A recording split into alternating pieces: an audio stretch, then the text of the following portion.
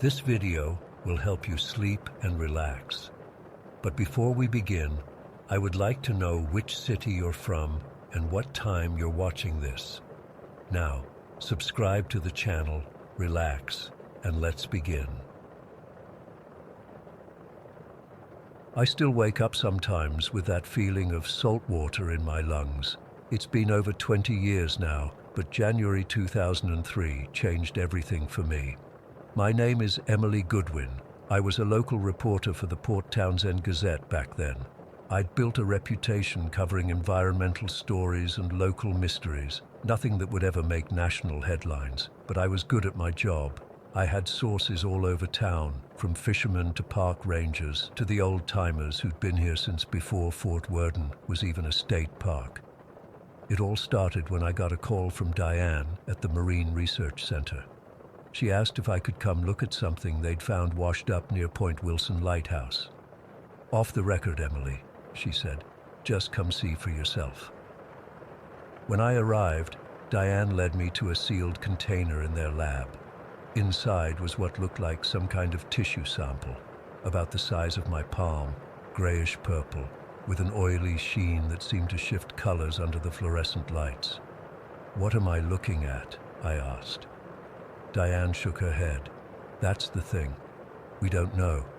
The cellular structure doesn't match anything in our database. It's not algae, not jellyfish, not any marine mammal we know of." She showed me the microscope slides. I'm no biologist, but even I could see these cells were wrong. They had these strange filaments connecting them, almost like a circuit board. Diane told me they'd sent samples to a university lab in Seattle, but hadn't heard back yet. That same week, I started hearing about other weird occurrences. 3 hikers had gone missing near the North Beach trails during an unusually low tide. Their backpacks were found, but no other trace. Electronic equipment throughout town had been malfunctioning. Car batteries dying, cell phones losing signal, even the lighthouse beacon flickering on and off for no apparent reason. And then there were the lights. Several fishermen reported seeing unusual lights hovering over the water at night. Not boats, not planes, just silent pulses of bluish-green light that would appear and disappear. Something felt connected here. Call it reporter's instinct. I started digging through old newspaper archives and interviewing locals. That's when I met Thomas Mercer, a retired Coast Guard officer who'd been stationed at Point Wilson in the 80s. We met at the Uptown pub on a rainy Tuesday afternoon. He was nervous, kept looking over his shoulder, nursing a beer he barely touched. "There's something out there," he finally said, voice low. "Something the public was never told about." Thomas told me about a classified operation in 1987. 2 maintenance workers had disappeared while inspecting the sea caves along the shoreline near Fort Worden. The official story was that they'd been caught by the tide and drowned, bodies swept out to sea. But Thomas was part of the recovery team, and what they found inside one particular cave had been immediately classified. "We sealed it," he said, "poured concrete over the entrance, but I've been checking it every few years. The barrier's eroding. There's a gap now, big enough for someone to squeeze through." I asked him what they'd found in the cave. He drained his beer, left money on the table, and stood up. "Don't go looking for it, Emily, but if you do..." He slid a folded paper napkin across the table. "These are the coordinates, only accessible during the extreme low tides. Next one's on January 17th. The next 2 weeks were a blur of research and preparation. I learned everything I could about the tide patterns, the geology of the area, the history of Fort Worden. I interviewed family members of the missing hikers and the maintenance workers from '87. I assembled waterproof equipment, camera, voice recorder, flashlights, extra batteries. I wasn't stupid. I told my editor Keith where I was going, gave him the coordinates. He thought I was chasing ghosts, but promised to call the Rangers if I didn't check in by noon. January 17th arrived with clear, cold skies. I arrived at the shore at 4:30 in the morning, 2 hours before the lowest tide point. The beach was eerily quiet, just the gentle lapping of waves and occasional cry of a seagull. The air felt heavy, like before a storm, though the sky was clear and star-filled.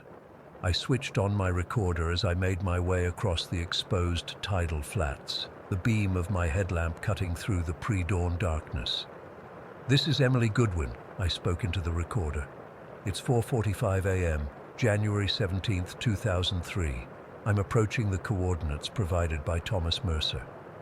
My boots crunched on wet sand and barnacle-covered rocks. The smell of salt and seaweed filled my nostrils. As I got closer to the cliffside, I noticed something strange. My compass was spinning wildly, and my cell phone had no signal despite the clear night. And then I found it, a narrow opening in the rock face, partially obscured by seaweed and debris. Above it, I could see the remains of what must have been the concrete barrier, now cracked and eroded by years of tidal action. My heart was pounding as I shined my light inside. The beam revealed a tunnel sloping downward, just wide enough for a person to walk through. "I've located what appears to be the sealed cave entrance," I said into my recorder. "The concrete barrier has significantly deteriorated. I'm going to enter and investigate." I had to crouch to get through the opening. The air inside was damp and stale, with an underlying smell I couldn't quite identify, something metallic and organic at the same time. The tunnel extended about 50 feet before opening into a larger chamber. Water dripped from the ceiling, creating small puddles on the stone floor. My light revealed what looked like construction equipment. Old rusted tools, cables, and what might have been a generator, all abandoned. But what caught my attention were the markings on the wall, not graffiti or natural formations, but precise geometric patterns etched into the rock. They reminded me of circuit boards or mathematical equations. "The cave shows signs of human activity," I narrated, trying to keep my voice steady. "But there's something unusual about the markings on the walls. They don't look like anything I've seen before." I continued deeper, following a passage that sloped gently downward.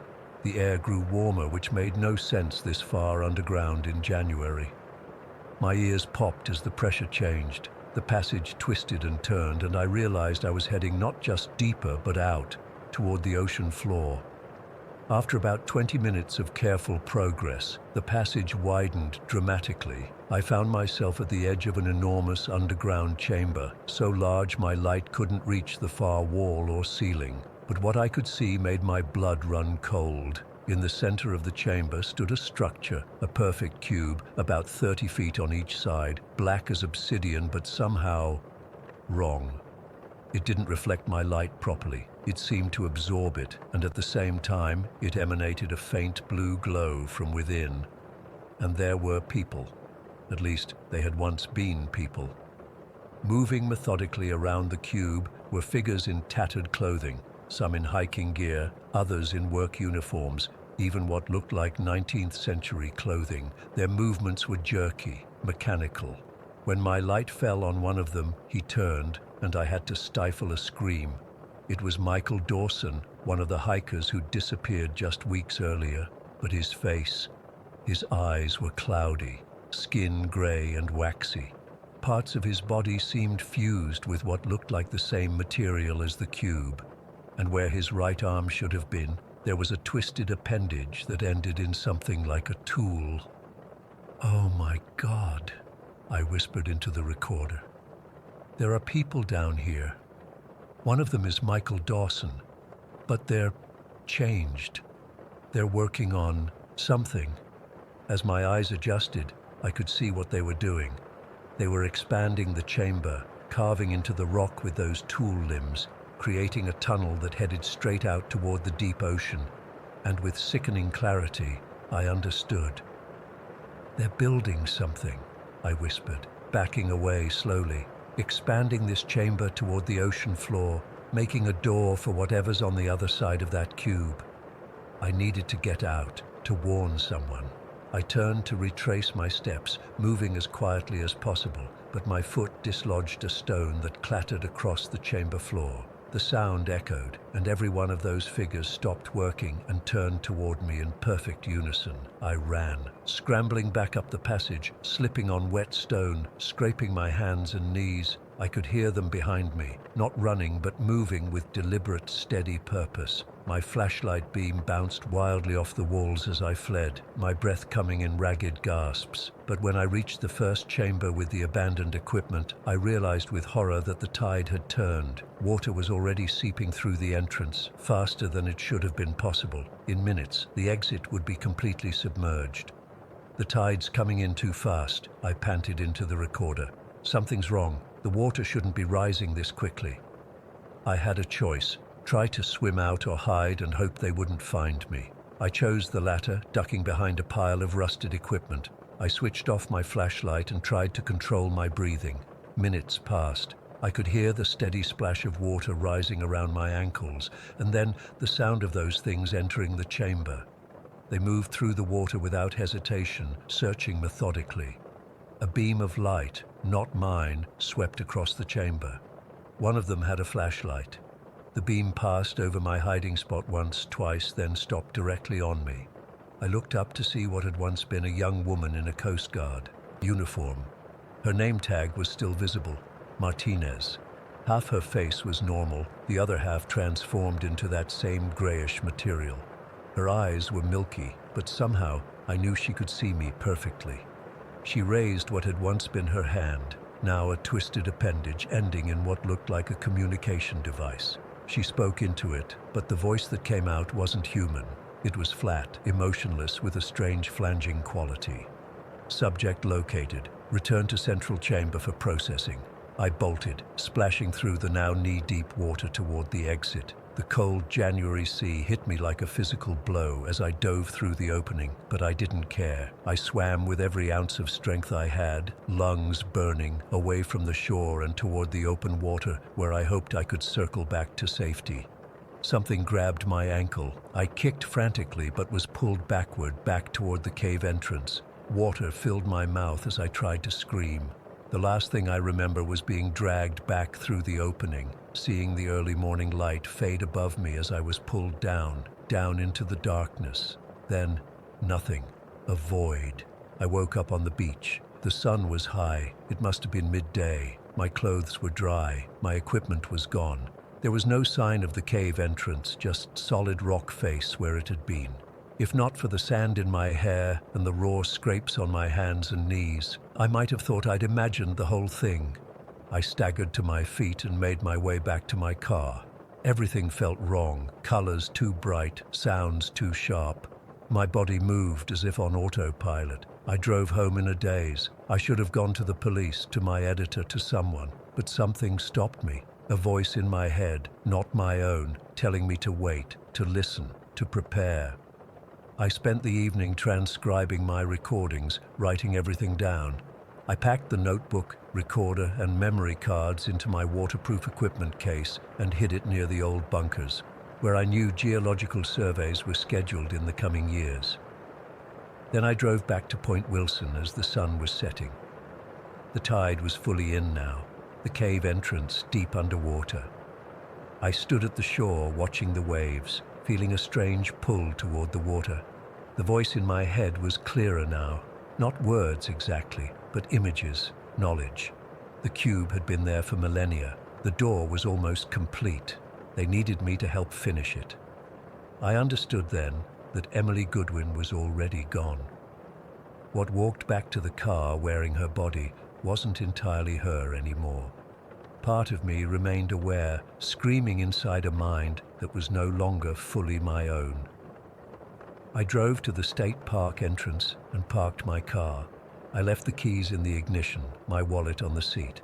Then I walked back to the shore and waded into the cold January water. The door is opening now, and we will all be changed when they come through. Story 2. I've been debating whether to share this for weeks now. I'm still not sure if writing it down will help or just make the nightmares worse, but I need to tell someone who might believe me. I can't talk to my friends about it. They already think I'm losing it. About a month ago, I was driving from Seattle to Chicago for a job interview. I'd been putting off the cross-country move for years, but finally got an offer I couldn't refuse. The plan was simple: 3 days of driving, staying at budget motels along the way. Nothing fancy, just a straight shot east. The first day went fine. The second day is when everything went to hell. I remember checking the weather before leaving that morning. There was a storm system moving in, but the forecast said it wouldn't hit until late evening. Typical weather people getting it wrong. By early afternoon, the sky turned this weird greenish-black color. The rain came down so hard I could barely see 10 feet in front of my car. Wind was rocking my Civic like it was made of paper. I'd been on this stretch of highway for about an hour with no exits, and my gas light had just pinged on. Not good. When I finally saw an exit sign, I took it without hesitation. The sign was so rain-blurred, I couldn't even read where it led to. The exit ramp curved through dense forest, way longer than a normal highway exit. After what felt like miles, I came to this small, run-down building with a flickering neon sign, Pine Ridge Lodge. There were maybe 5 or 6 cars in the gravel parking lot. I figured other travelers had the same idea as me. I grabbed my overnight bag and made a dash for the entrance. The place looked like something from the 70s. Wood paneling everywhere, faded carpet, that musty smell old buildings get. Behind the reception desk was this ancient guy. I mean, ancient. His face had so many wrinkles it was like looking at a dried apple. His eyes, though, they were unnervingly alert. "Rough night to be traveling," he said. His voice was scratchy, like he hadn't used it in years. "Yeah, storm came out of nowhere," I replied, dripping all over his floor. "Do you have any rooms available?" He smiled, but it didn't reach those eyes. "We always have room for travelers who need shelter." Then he pulled out this massive leather-bound book instead of a computer. He opened it, and I saw handwritten entries going back pages and pages. As he was writing my information down, I tried making small talk. "How far is the interstate from here?" I must have driven at least 3 or 4 miles from the exit. The old man looked up, his pen pausing mid-stroke. "Interstate? That's a good 20 miles from here, son." I laughed, thinking he was joking. "No, I just came off it, maybe 5 minutes ago." He stared at me for what felt like forever, then went back to writing. "You must be confused from the storm. Pine Ridge is quite isolated." That's when the first real chill hit me. I knew I had just exited the interstate.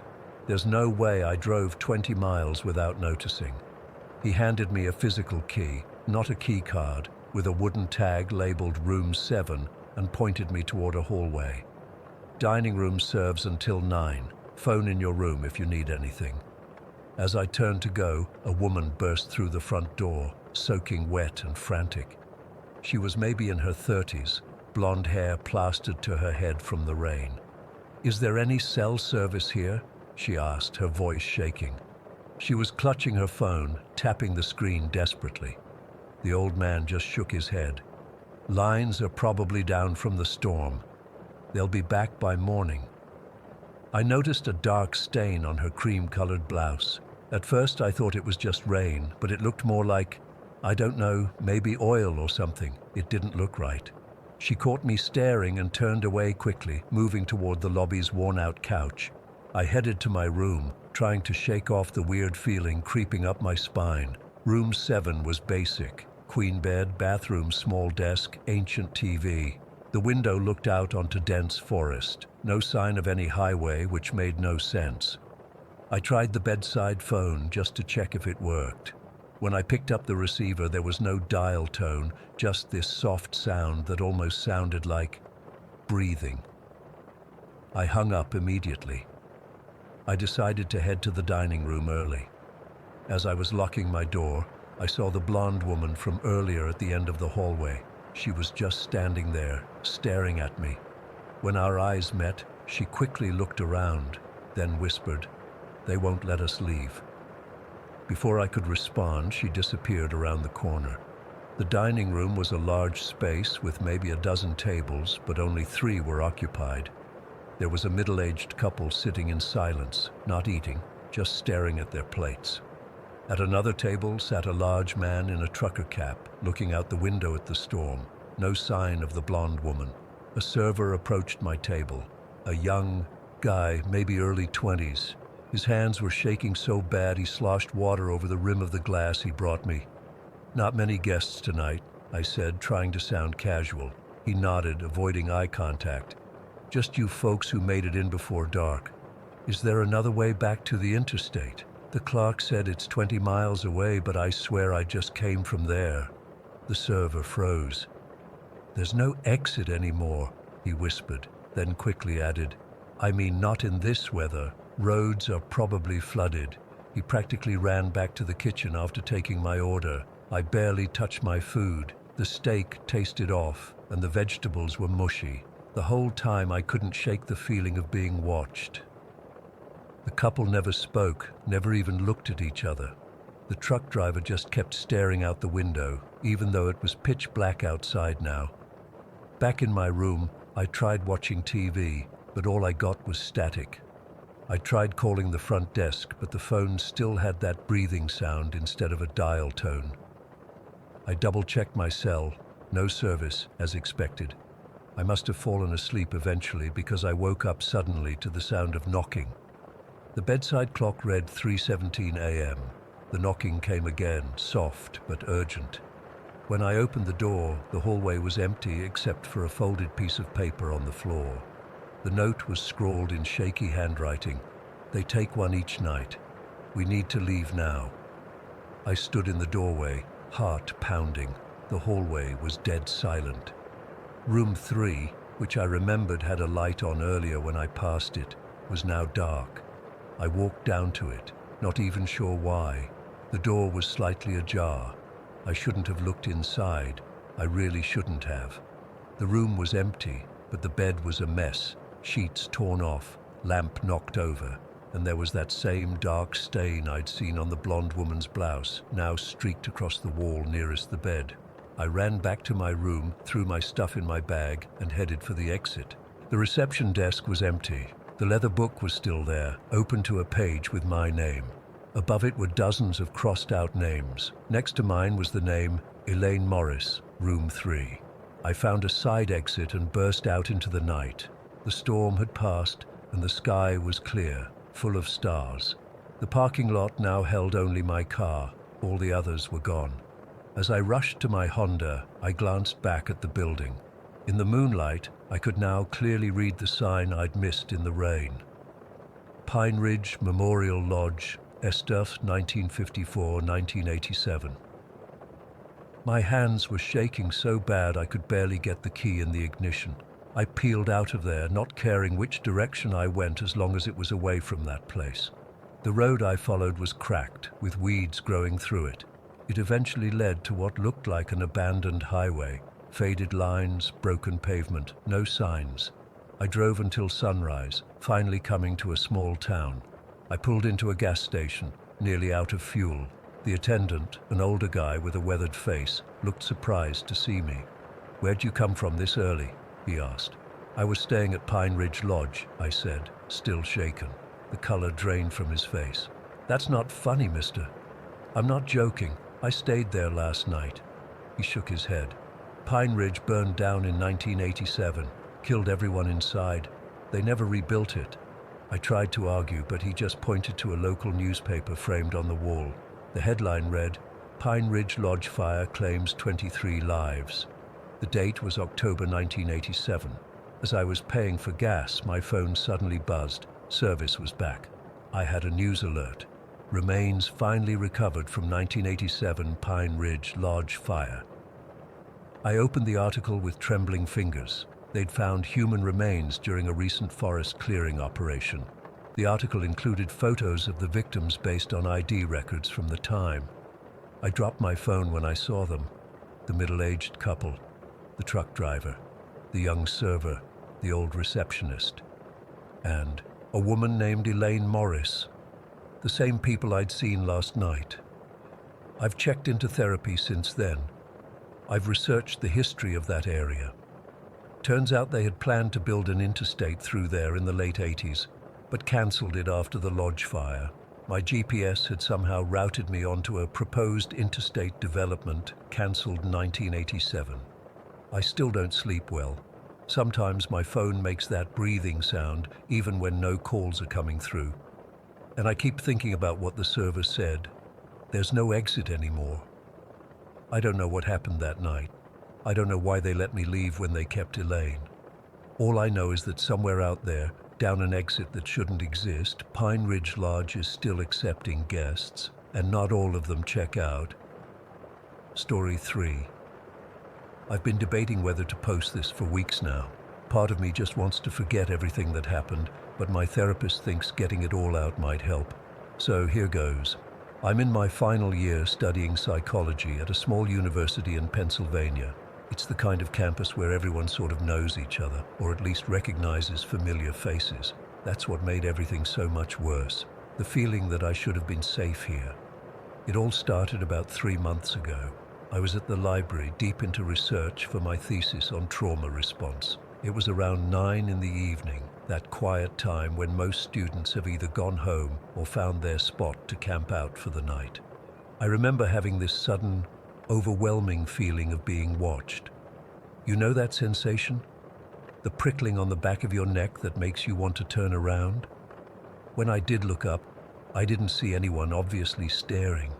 Just the usual scattered students hunched over books or laptops, but the feeling didn't go away.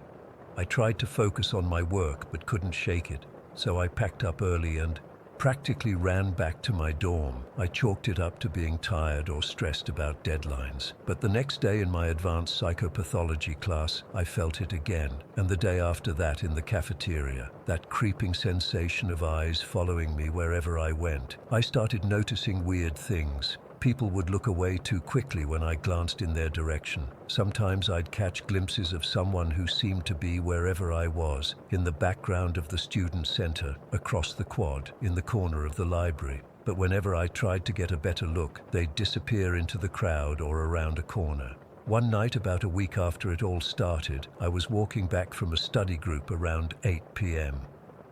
It was that weird twilight time in early autumn when the skies still got some light but the campus paths are getting dark.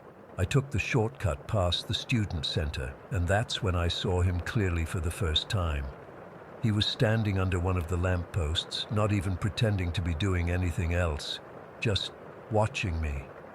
He looked maybe mid-20s, taller than me, with dark hair and this intense stare that made my stomach drop.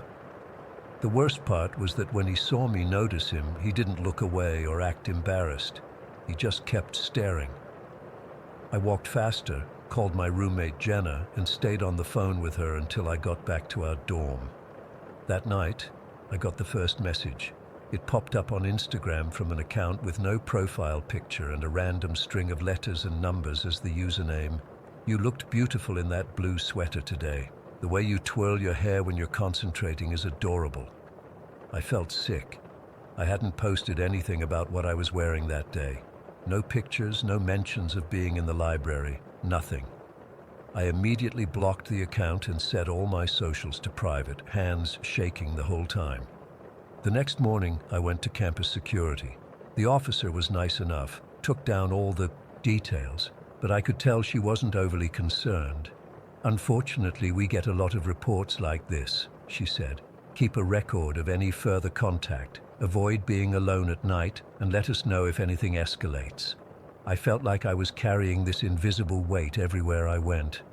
I started checking around corners before turning them, sitting with my back to walls in classes, taking the long way to avoid secluded paths. Jenna started walking with me between classes when our schedules allowed it. 3 days after I went to security, I spotted him in my cognitive psychology lecture. He wasn't enrolled. I'd never seen him before, but there he was, sitting at the back of the hall. When class ended, I approached the professor and pointed him out. But by the time my professor looked up, he was gone.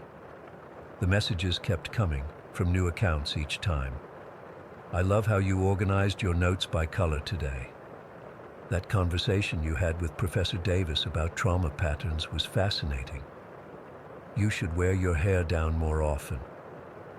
Each one showed he'd been watching me, listening to me, following me without my knowledge. I started taking screenshots of everything before blocking them. Things escalated when I went to the campus coffee shop and the barista handed me my usual order without me asking for it. "That guy over there already paid for it," she said, nodding toward a corner table. It was him, watching me with this small smile that made my skin crawl. I left the coffee and ran out. The worst day, the day everything came to a head, started normally enough. I'd been to my morning classes, had lunch with Jenna, and spent the afternoon in the psychology department study lounge. I stayed there until around 8:30 p.m., working on a paper.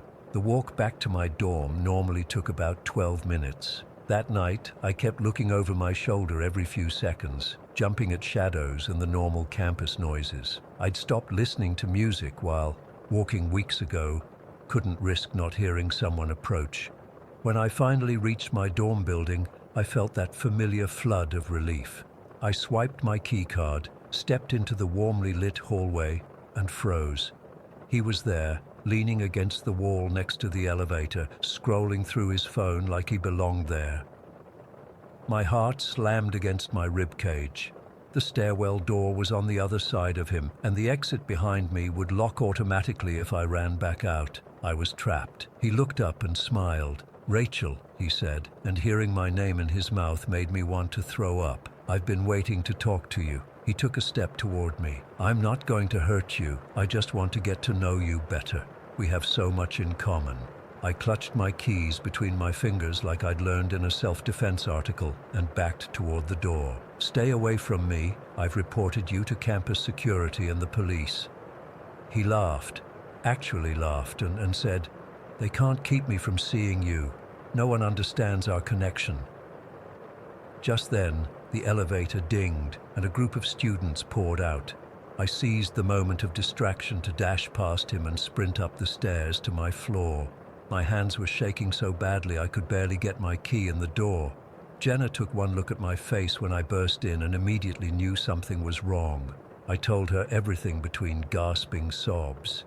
We called campus security, who sent officers over immediately. They searched the building but found no sign of him. "He might have had someone let him in," they explained. "We'll increase patrols around your dorm." That night I couldn't sleep. Every creak, every footstep in the hallway had me sitting bolt upright. I kept imagining him finding a way in, standing over my bed, watching me sleep.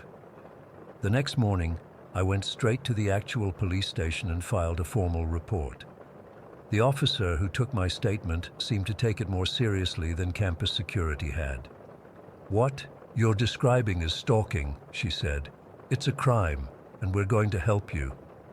They asked for descriptions, screenshots of the messages, any photos I might have managed to take.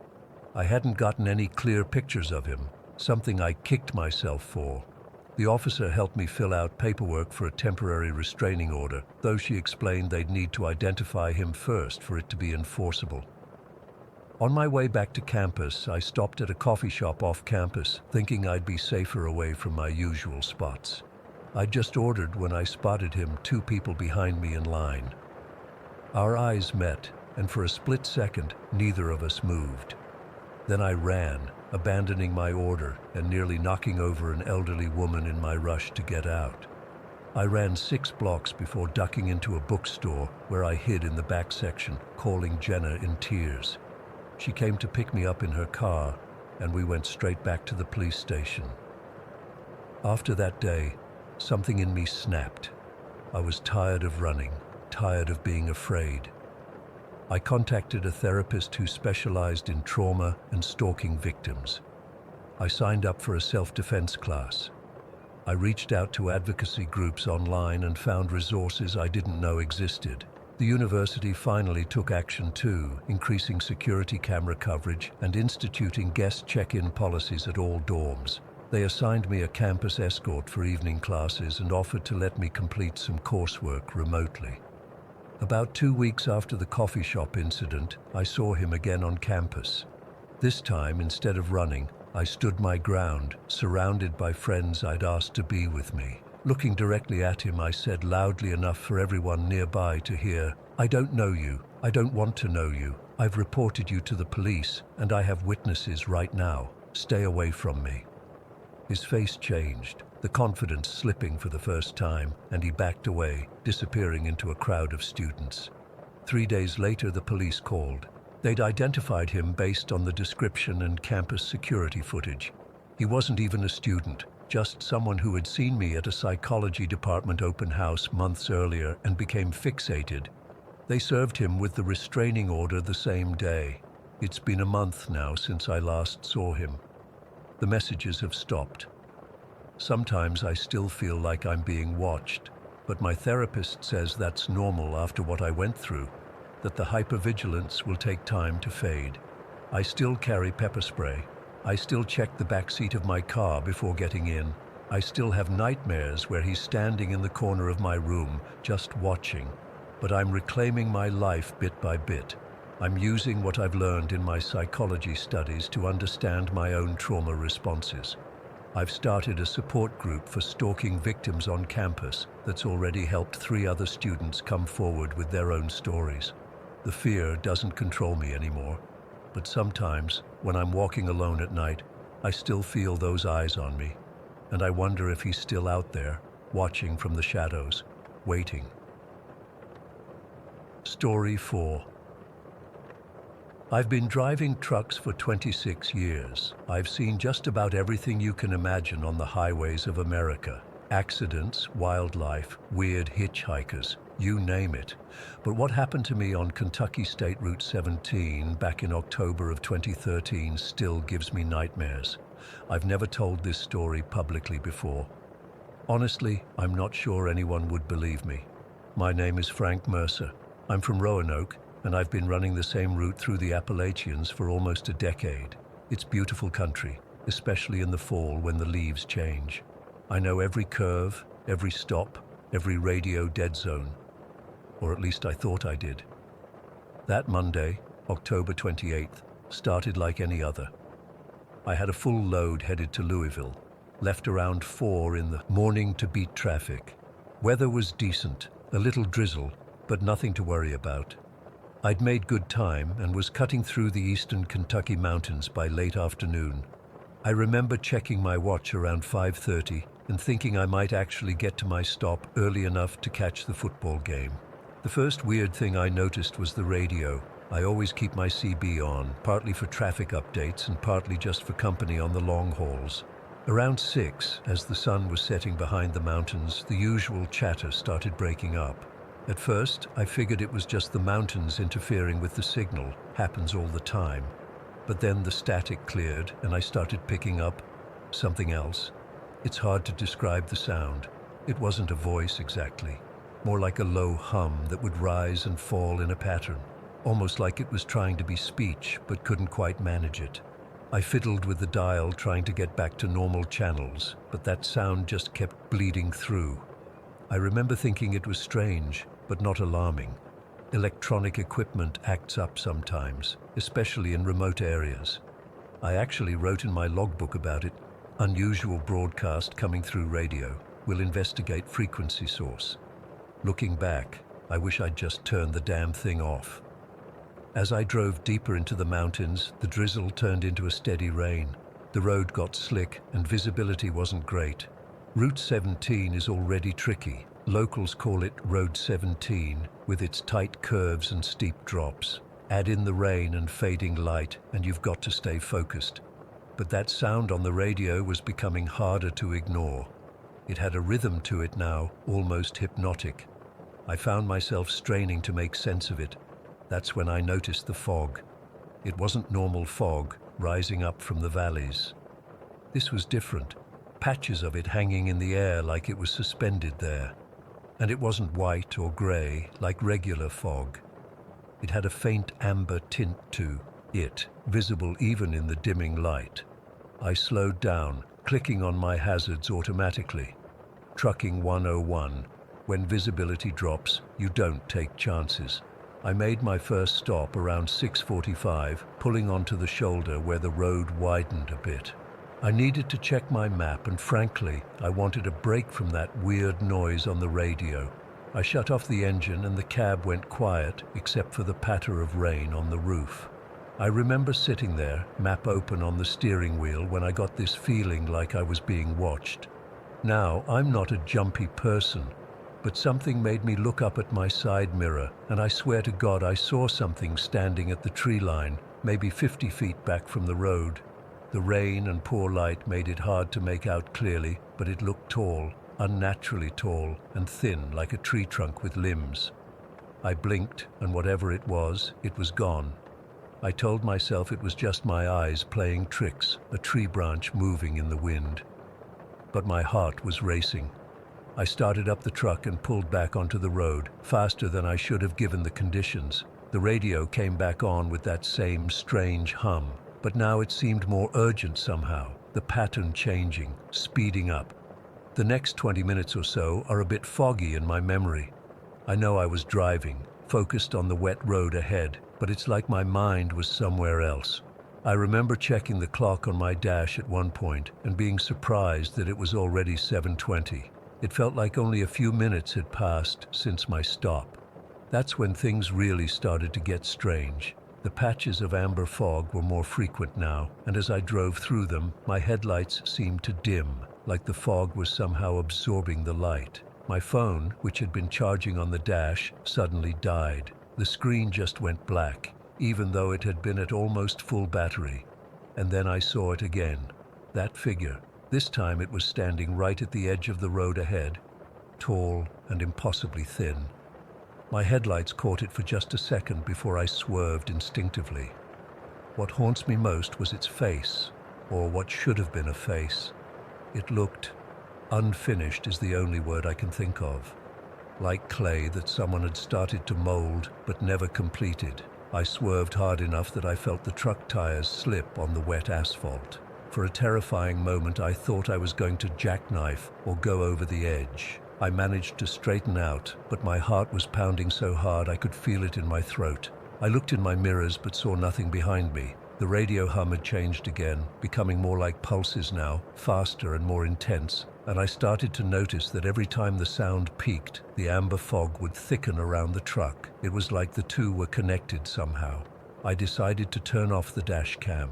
To this day, I'm not sure why I did that. It was almost like an instinct, like some part of me knew that whatever was happening shouldn't be recorded. I remember punching in my security code to disable it, my fingers shaking so badly I had to try twice. By this point, I was genuinely scared. I'm not ashamed to admit it. 26 years on the road and I'd never experienced anything like this. I was looking for anywhere safe to pull over, maybe find a rest stop with other people around. But this stretch of Road 17 is isolated, just mountains, trees, and a few scattered farms. The pulses on the radio were coming faster now, almost blending into one continuous sound. The cab lights flickered, and I felt a strange pressure in my ears, like when you're on a plane that's rapidly changing altitude. And then I noticed something that made my blood run cold. There was condensation forming on the inside of my windshield, but it wasn't forming random droplets like normal condensation. It was forming patterns, curves and lines that looked almost like writing, but no alphabet I'd ever seen. I reached up to wipe it away, and that's when I heard a soft tapping sound on the roof of the cab. At first I thought it was just the rain changing intensity, but it was too rhythmic, too deliberate. Tap, tap, tap. Pause. Tap, tap, tap. Like someone, or something, was trying to get my attention. I think I might have shouted then, though I don't remember what I said. I hit the gas hard, pushing the truck faster than was safe on those wet roads. The tapping followed me, keeping perfect pace with the truck despite my increasing speed. The radio pulses synchronized with the tapping, creating a disorienting effect that made it hard to focus on the road. Through my growing panic, I spotted a wider shoulder ahead and made a split-second decision to stop. I needed to get out, to run if necessary. I pulled over sharply, the truck skidding slightly before coming to rest. I hit the hazard lights automatically and reached for the door handle. That's when I saw them, reflections in my side mirror. Two figures standing in the road behind my truck, illuminated by my tail lights. One was the tall, thin shape I'd seen before. The other was I still have trouble describing it. Shorter, but with limbs that seemed too long for its body, bent at unnatural angles, and they were moving toward the truck. I scrambled back from the door, my back pressed against the passenger window. The tapping on the roof became louder, more insistent. The radio was now emitting a high-pitched whine that made my teeth hurt, and the condensation on the windshield, the strange symbols, began to glow with a faint amber light, the same color as the fog. I must have pressed my hands against the windshield in panic, trying to wipe away those glowing symbols. I remember the glass felt hot to the touch, almost burning. The symbols seemed to move under my fingers, rearranging themselves. And then the worst part, I felt the truck move. Not like it was being rocked or pushed. It moved like it was being lifted just slightly, off the ground. The sensation lasted only a few seconds, but I felt suddenly weightless, my stomach lurching like I was on a roller coaster cresting a hill. When the truck settled back down, everything went silent. The radio cut off mid-pulse. The tapping stopped. The symbols on the windshield faded away. Even the rain seemed to pause. The silence was absolute and somehow worse than all the noise that had come before. I don't know how long I sat there, frozen in fear. It might have been minutes or hours. I was afraid to move, afraid to even breathe too loudly. Eventually, I gathered the courage to look in my mirrors again. The road behind me was empty. The figures were gone. With shaking hands, I reached for my logbook to write down what happened, thinking no one would believe me without some kind of record. That's the last thing I clearly remember from that night. The next thing I know, it's morning. I'm sitting in my truck cab, parked exactly where I pulled over. My hazards are still blinking, but I have no memory of the hours that passed. According to my watch, it's just after 7 in the morning. Nearly 12 hours gone just like that. There were state troopers around my truck when I opened my eyes. They said a passing motorist had reported a truck stopped with hazards on for hours. They were about to call for medical help, thinking I might be unconscious or worse. I couldn't explain to them what had happened. I mean, how could I? I just said I must have been more tired than I thought and pulled over to rest. They didn't seem entirely convinced, especially when they noticed the strange marks on the inside of my windshield. Fingerprints that didn't look quite right, elongated and smeared in ways that normal fingers couldn't make. It's been years now, and I still can't explain what happened on Road 17 that night. I've never driven that route again. In fact, I quit long-haul trucking altogether a few months later. I just couldn't bring myself to get back on those isolated mountain roads. Sometimes I still hear that strange pulse sound in my dreams. And sometimes when I wake up in the middle of the night, I find weird symbols drawn in the condensation on my bedroom window. Symbols that match the ones I saw that night. I don't expect anyone to believe me. Hell, sometimes I'm not sure I believe it myself, but I know what I experienced, what I saw, and I know I'm not the only one. There are others who've had strange encounters on Road 17. We don't talk about it much. Who would listen? But we know. Something's out there in those mountains, something that doesn't belong in our world. And sometimes I can't shake the feeling that a part of me never left that road. That whatever happened during those missing hours, I'm not the same person who started that drive, and that terrifies me more than anything else. Story 5. I still can't believe I'm writing this down. I've been carrying this with me for over 6 years now. I guess it's time to share what happened that day in April 2017. I was a rookie deputy with the Millfield Sheriff's Department back then, barely 8 months on the job. Sheriff Morgan had assigned me to oversee security at the annual Easter egg hunt at Sawyer Memorial Park, something I thought would be the easiest assignment of my career. The morning started out perfect. Clear blue skies, temperature in the mid-60s, flowers blooming everywhere. The kind of spring day that makes you glad to live in a small town like Millfield. There must have been 300 people gathered for the hunt. Parents with their kids, grandparents, community volunteers. The Parks Department had cordoned off different sections for different age groups. I remember being impressed by how organized everything was. I was stationed near the 8 to 10-year-old section, keeping an eye on things while chatting with some of the parents I recognized from around town. The atmosphere was amazing. Kids laughing, parents taking photos, volunteers in bunny ears directing traffic. When Sheriff Morgan sounded the horn at exactly 10 o'clock, the field erupted with excitement as kids scattered in every direction searching for eggs. About 20 minutes into the hunt, I noticed a woman frantically looking around. Something about her body language immediately put me on alert. She was spinning in circles, calling out a name I couldn't quite hear over the crowd noise. I made my way over to her, and that's when everything changed. "I can't find Lily," she said, her voice cracking. "My daughter. She was just here 5 minutes ago. She had on a yellow dress with white flowers. Her name was Karen Layton." I remember her face so clearly, the way her makeup was starting to run as tears formed in her eyes. She explained that her 8-year-old daughter Lily had been hunting eggs just a few yards away, but when Karen looked up from helping her younger son, Lily was gone. "She wouldn't just wander off," Karen insisted. "She knows better."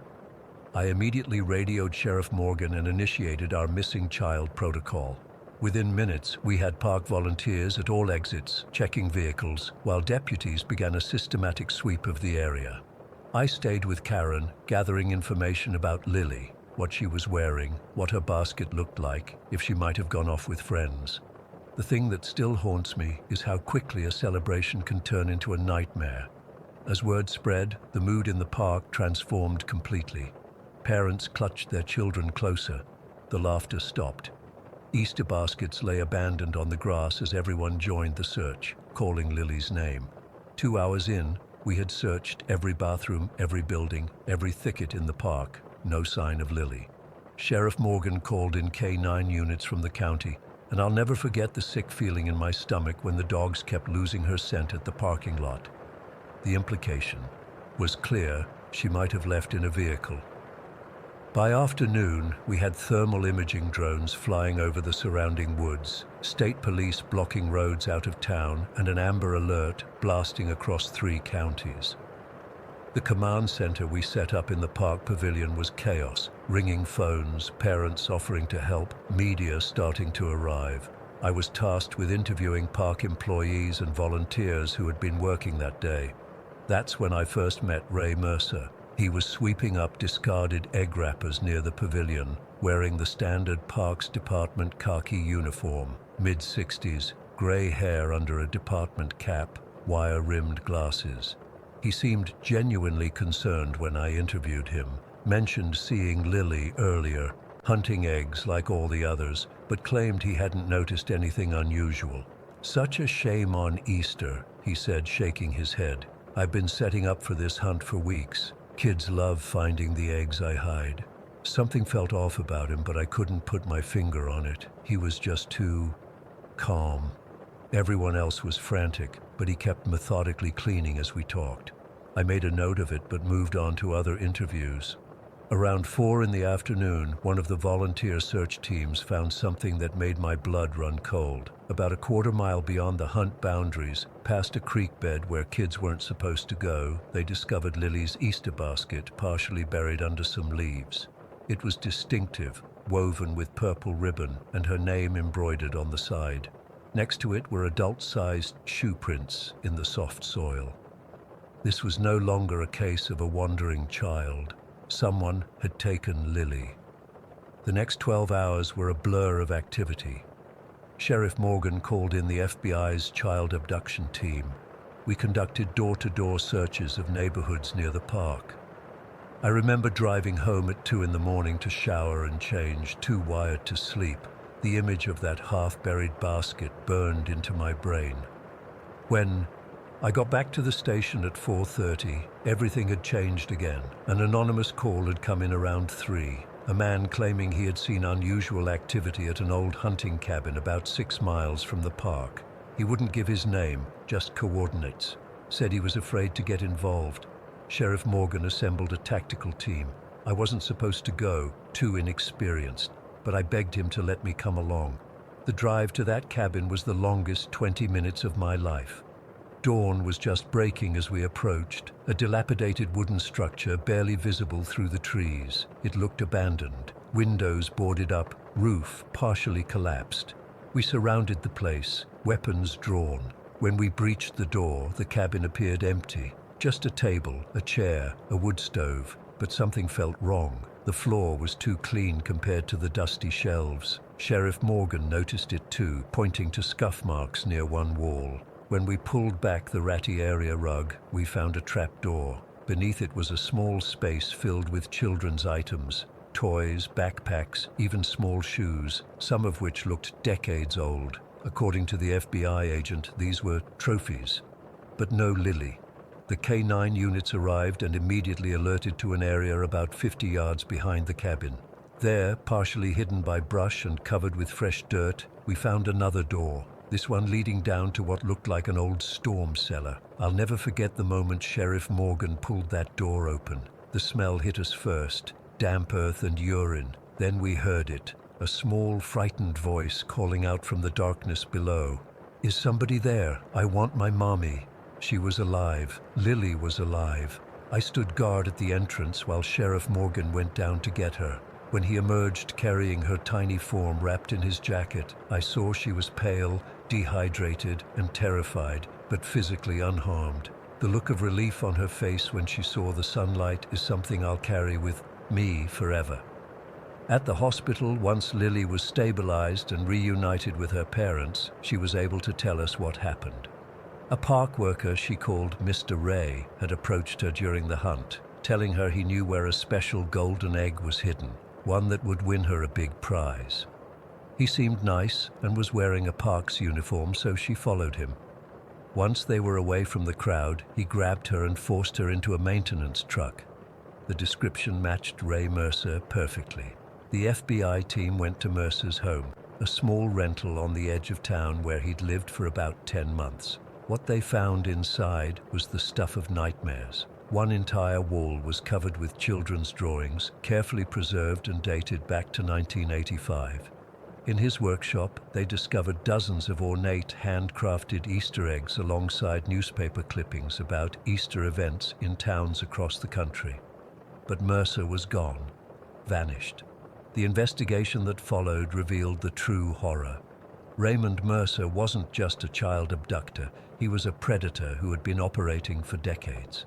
The FBI connected him to at least 7 child disappearances dating back to the mid-80s, all occurring during Easter celebrations. The pattern was the same each time. He would get seasonal work with parks departments, learn the community, identify isolated children, and use his position and Easter-themed lures to gain their trust.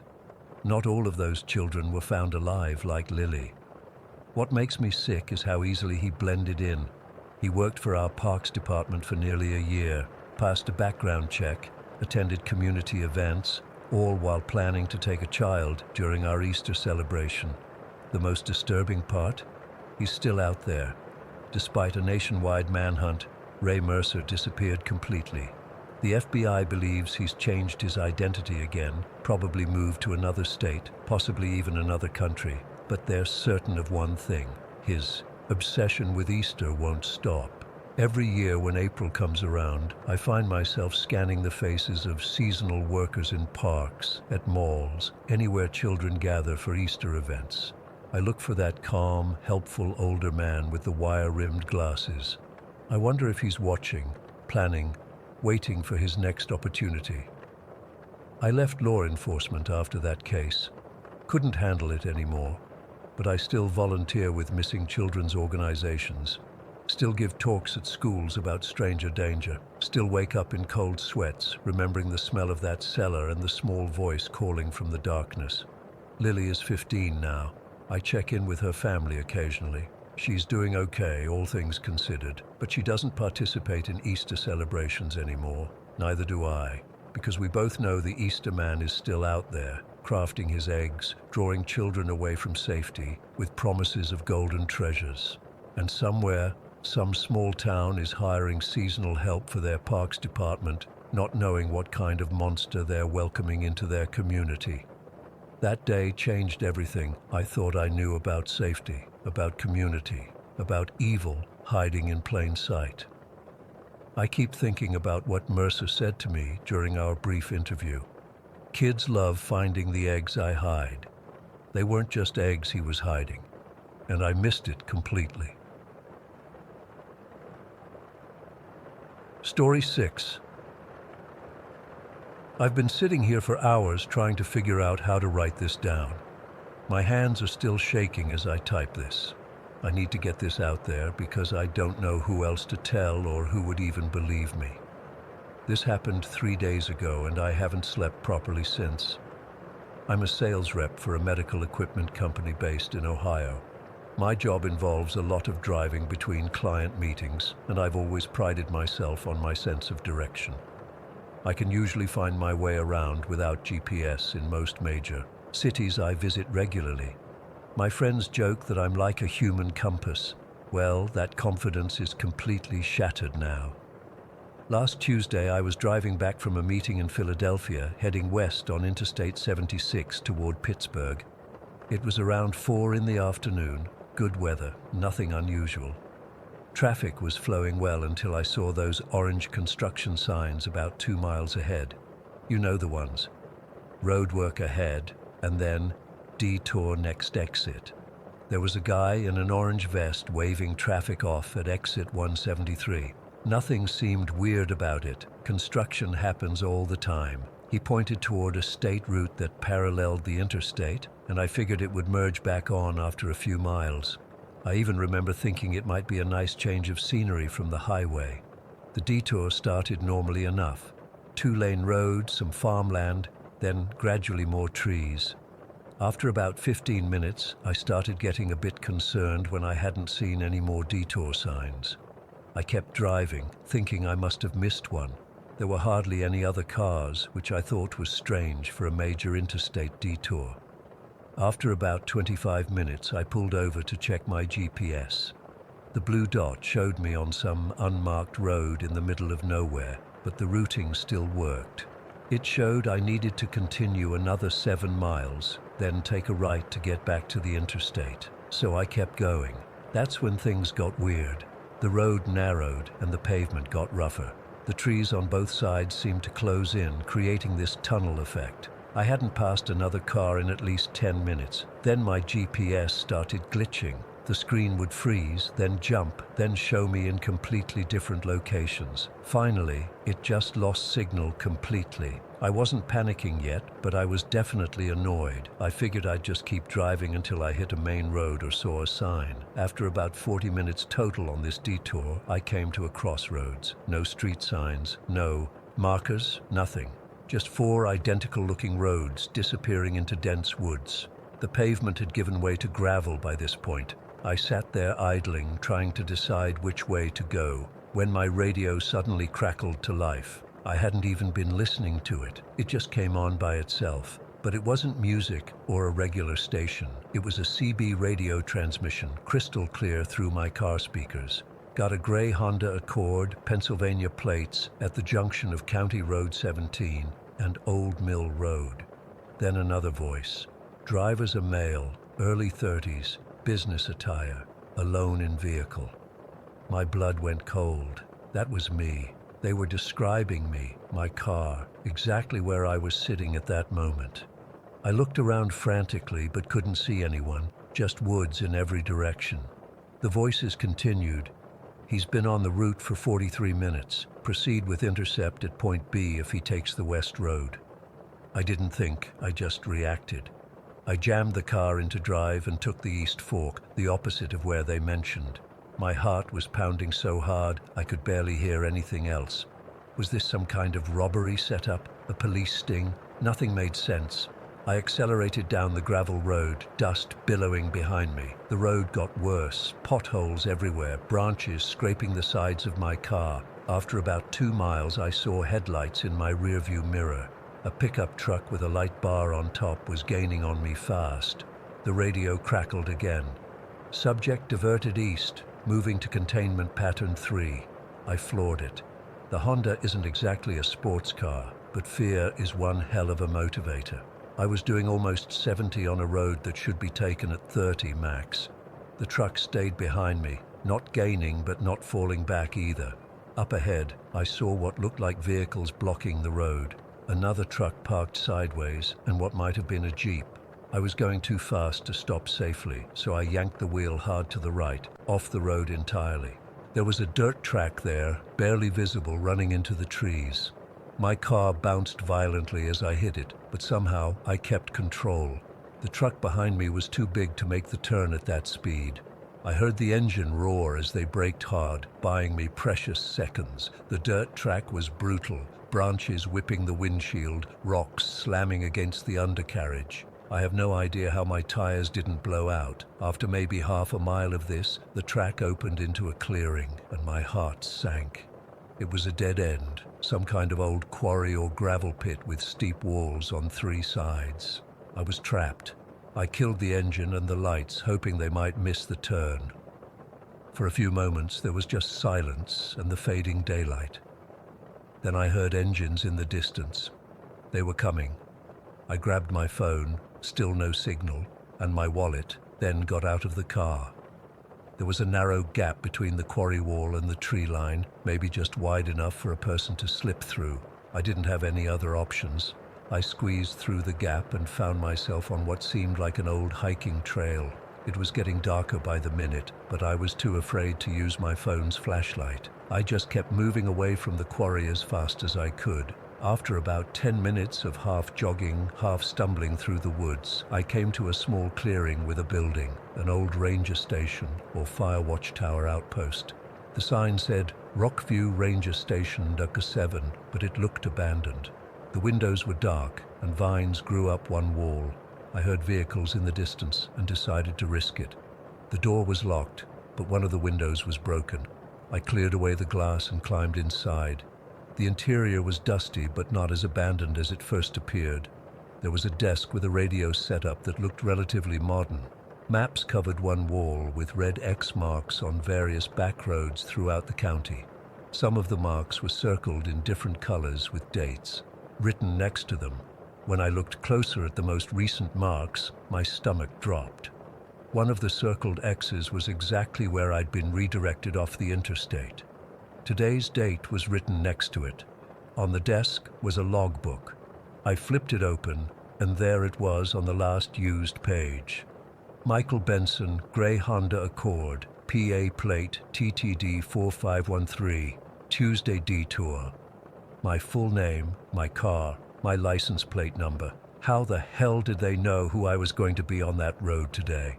Next to my entry were the letters RG4, whatever that meant. Other names filled previous pages, all with different letter number codes. Some had check marks next to them, others had incomplete written in red. I was trying to make sense of this when I heard a mechanical humming sound. It was coming from behind a door I hadn't noticed before. With the vehicles getting closer outside, I didn't have many options, so I tried the door. It was unlocked. Behind it was a stairwell leading down, lit by fluorescent lights. The transition from abandoned ranger station to modern facility was jarring. The stairs were concrete, the walls smooth and painted institutional beige. It looked like a government bunker or something. I went down the stairs, probably the stupidest decision of my life, but I was more afraid of what was coming from outside. At the bottom was a long hallway with polished floors and more of those humming fluorescent lights. It looked like a hospital corridor. I walked slowly, passing doors with small windows. Through one, I saw what looked like a control room with computer monitors. Through another, a room full of filing cabinets. Then I came to a set of double doors with a small sign, Renewal Processing. The doors weren't locked. I pushed one open slightly and peeked through. What I saw made no sense at all. It was a massive open space, like an underground warehouse, but filled with glass-walled rooms. Each contained a hospital bed and medical equipment. Some of the beds were occupied. I must have made a noise because one of the patients, a middle-aged man hooked up to IVs, looked right at me. His eyes widened, and he started frantically gesturing for me to leave. He mouthed something I couldn't understand. That's when I heard the exterior door of the ranger station bang open above me and voices echoing down the stairwell. I panicked and ducked into the nearest room, which turned out to be some kind of supply closet. Through a crack in the door, I could see the hallway. 4 men in uniform-like clothes, not police or military, more like private security, came down the stairs. With them was the construction worker who had directed me onto the detour originally. I recognized the orange vest. But he wasn't dressed like a construction worker anymore. He wore the same uniform as the others, and he was clearly in charge. They walked past my hiding spot, and I heard him say, "The tracker shows he abandoned the vehicle at the quarry. He can't have gone far." Another voice, "What's his designation?" "RG4, kidney, liver and corneas for 3 separate clients. Premium rates on all. We can't lose this one." I felt sick. Were they talking about organs? My organs? They continued down the hall, and I waited until I couldn't hear them anymore before slipping out. I had to get back upstairs and find another way out. But as I reached the stairwell, I heard more people coming down. I ducked into another room. This one had a desk and computer. On the screen was my driver's license photo next to my medical records. How the hell did they get those? There was a file open showing my blood type, medical history, organ compatibility ratings. Next to it was a list of names with dates, amounts, and the label clients. I heard footsteps approaching and hid under the desk. The door opened and 2 pairs of feet entered the room. "We need to update the manifest. Benson's acquisition is delayed." "For how long?" "The client in Baltimore is already prepped." 24 hours max. We've got all roads covered. He's on foot in unfamiliar territory." "Should we activate the backup for Baltimore?" "No. Benson is ideal. Perfect health, no medications, premium organs. Worth the wait." They left after a few minutes, and I stayed frozen under that desk for what felt like hours. When I finally gathered the courage to move, I crept back to the large room with the glass-walled chambers. I needed to understand what was happening. The patient who had seen me before was still there. This time, when he saw me, he motioned me closer. I don't know why I went. Desperation, I guess. When I reached his glass wall, he pressed his hand against it and mouthed, "Run. They replace people." That's when alarms started blaring. Red lights flashed throughout the facility. A voice over an intercom. "Security breach, Sector 4. All personnel to containment positions." I ran. Back through the double doors, down the hallway, toward the stairs. But as I reached them, the door at the top opened, and people started coming down. I turned and ran the other way, looking for another exit. At the end of the hallway was an emergency exit with a push bar. I hit it hard, and an even louder alarm sounded as I burst outside into the night air. I found myself at the back of the building, facing dense woods. I ran blindly into the trees, branches whipping my face. Behind me, I could hear shouts and see flashlight beams cutting through the darkness. I ran until my lungs burned, then kept running. I don't know how long I ran or how far. Eventually, I came to a road, a real paved road with a yellow line down the middle. I followed it, staying just inside the tree line in case any vehicles came by. After about an hour, I saw lights ahead, a gas station. I waited, watching for almost 30 minutes, making sure it wasn't some kind of trap. When an elderly couple in an RV pulled in and casually went inside, I took my chance. I approached a trucker who was filling up his rig and offered him all the cash in my wallet, about $200, for a ride to the nearest major city. He looked at me like I was crazy, bloody and scratched up as I was, but he took the money. He dropped me at a bus station in Harrisburg. From there, I bought a ticket to Cleveland, where my brother lives. I haven't gone home. I'm writing this from his guest room.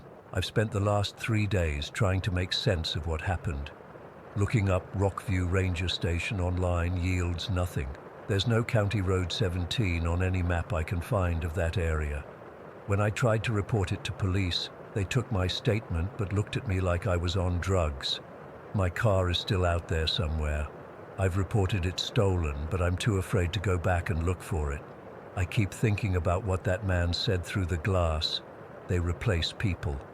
And the leader's words about my organs going to clients. I don't know who these people are or how they knew I'd be on that road. The scariest part is that they had my name before I ever took that exit. It wasn't random. I was selected. Last night, my brother was watching the local news. They showed construction on Interstate 76, a detour being set up for the night shift. The worker setting up the signs looked right at the camera for a moment. It was him, the same man from the ranger station, looking right at me through the TV screen. I'm leaving my brother's place tonight. I don't know where I'm going, but I can't stay in one place. I just needed to write this down somewhere so someone knows what happened. If you're driving and see a detour sign, especially in rural Pennsylvania, don't take it. Keep driving, no matter what. Story 7. I still can't sleep properly after what happened last Tuesday night. I keep checking my rearview mirror every few seconds when I drive now. My girlfriend thinks I'm having some kind of breakdown, and honestly, I'm starting to wonder if she's right. But I know what I saw. I know what happened to me on Highway 55. I work as a sales rep for a medical equipment company, which means I spend a lot of time on the road visiting hospitals in small towns. Last week, I had meetings in 3 different counties, with the last one finishing up around 9 in the evening. I was exhausted and just wanted to get home, but I still had about a 3-hour drive ahead of me. The quickest route back took me down Highway 55, which cuts through Ravenwood County.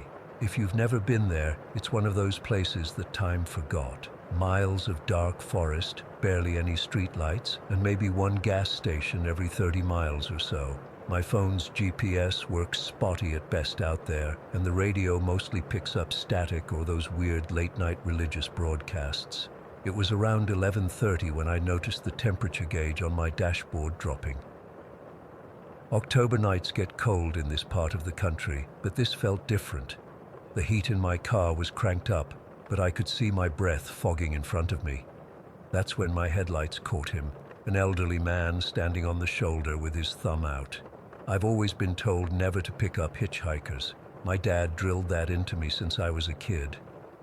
People who need rides at night aren't the kind of people you want in your car, he'd say. But something about this old guy made me pull over. He was wearing an old-fashioned flat cap and a long brown coat that looked like it was from another era. Had to be in his 70s at least. What was someone that age doing out here in the middle of nowhere at this hour? I rolled down my window instead of immediately unlocking the doors. "You okay, sir? Need some help?" The old man leaned down to look at me, and I got my first good look at his face. Weathered skin, deep-set eyes, but a kind smile. "Just need a lift to the next town over if you don't mind. Name's William." I hesitated for a second, but it was freezing out, and I couldn't just leave an old man on the side of the road.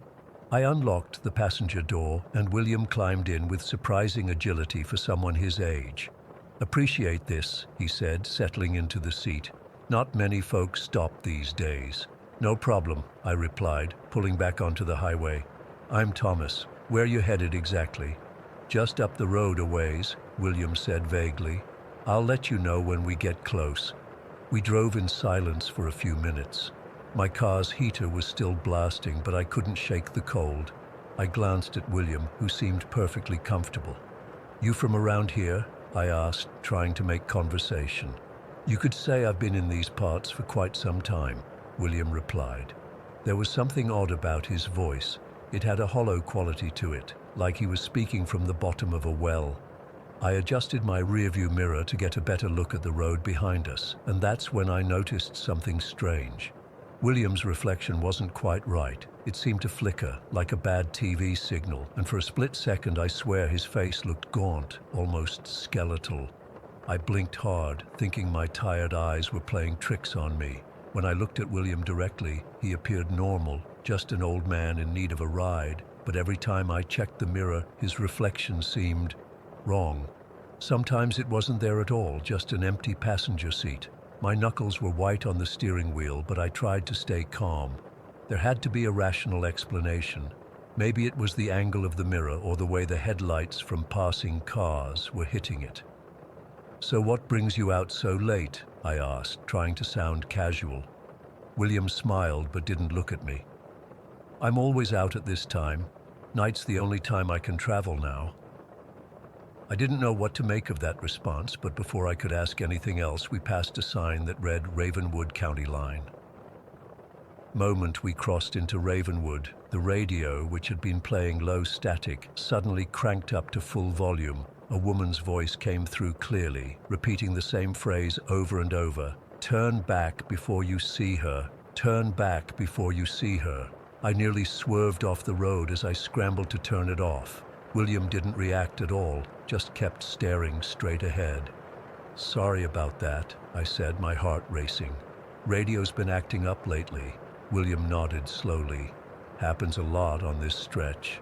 About 20 minutes later, I spotted the lights of what looked like a gas station up ahead. I was nearly on empty, and more importantly, I wanted to be around other people. "Mind if we stop for gas?" I asked. William's expression changed instantly. "No," he said sharply. Then, composing himself, "I mean, not this one. This station's been closed for years, just looks open from a distance." As we got closer, I could see he was right. What I thought were bright lights were actually just reflections of my headlights on the boarded-up windows. The place looked like it had been abandoned for decades. Broken pumps, shattered windows, faded signs. But what unnerved me most was the old-style sign that read, "Ravenwood Gas and Service, Esther 1954. I drove past it, increasingly uncomfortable with my passenger and the whole situation. The highway stretched endlessly ahead, darker than it should be even for midnight. There were no other cars, no signs of life. "How much further to where you're headed?" I asked, not bothering to hide the tension in my voice. "Not far now," William said softly. "You'll know when we get there." That's when I saw her. My headlights illuminated a small figure standing in the middle of the road, a young girl in a white dress, couldn't have been more than 10 years old. Her hair was long and dark, obscuring most of her face. I slammed on the brakes and swerved hard to avoid her, the car fishtailing as I fought to regain control. We skidded to a stop on the shoulder, and I was breathing heavily, hands shaking. "Did you see her? There was a little girl in the road." I turned to William, but froze when I saw his face. Gone was the kindly old man. William's face had transformed into something gaunt and horrifying. His skin pulled tight against his skull, eyes sunken deep into their sockets, glowing with an unnatural light.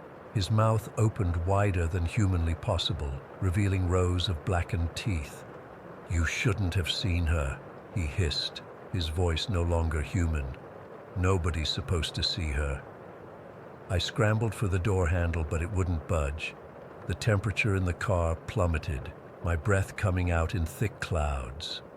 The windows began to frost over from the inside. "What's happening? Who are you?"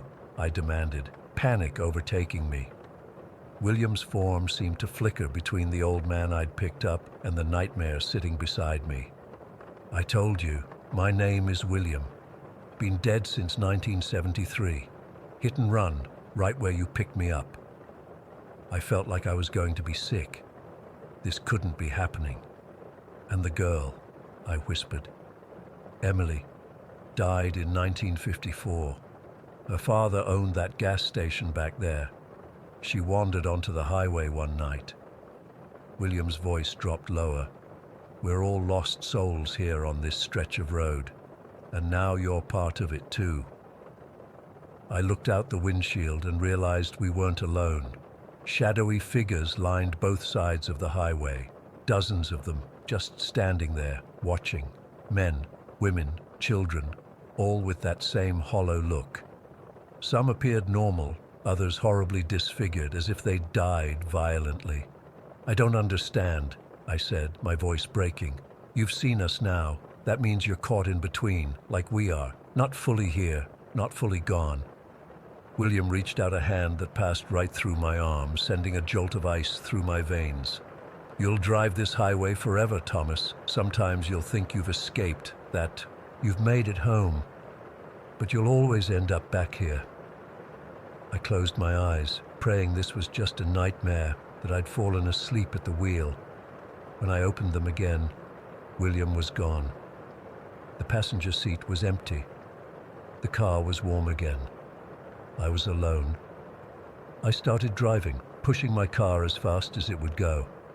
I just wanted to get home, to see my girlfriend, to forget all of this. After what felt like hours, I saw the exit for my town. I nearly cried with relief. I made it home around 3 in the morning, stumbled into bed beside my sleeping girlfriend, and passed out. When I woke up the next morning, I convinced myself it had all been some kind of hallucination from driving too long without rest. But then I noticed mud on my passenger seat that wasn't there before. And when I checked my GPS history, there was no record of me taking Highway 55 the night before. According to my phone, I'd never left the last town I had my meeting in. I tried to go about my day normally, but things kept happening. My reflection in mirrors sometimes isn't quite right. It moves a fraction of a second too late. I keep seeing that little girl, Emily, in the corner of my eye. And sometimes when I'm driving alone, I hear William's voice from the back seat, telling me I need to go back to Highway 55. Yesterday, I found an old newspaper article online about a gas station fire in Ravenwood County in 1954. The owner's daughter died in the blaze. Her name was Emily.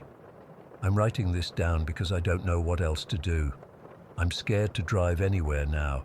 I'm scared to look in mirrors. Most of all, I'm terrified that William was telling the truth, that no matter what I do, I'll end up back on that highway. I keep checking maps, trying to find a route home that doesn't take me anywhere near Highway 55. But every time I plan a different route, I get this overwhelming feeling that I need to go back there, like something's pulling me. Last night, my girlfriend said I was talking in my sleep. She said I kept repeating the same thing over and over. Turn back before you see her.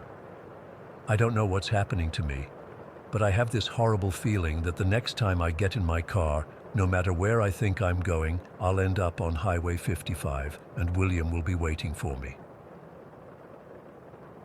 Story 8. I've been hesitating to write this down for the longest time, mostly because I still don't fully understand what happened that day. Even now, 10 years later, I get a sick feeling in my stomach whenever Easter comes around.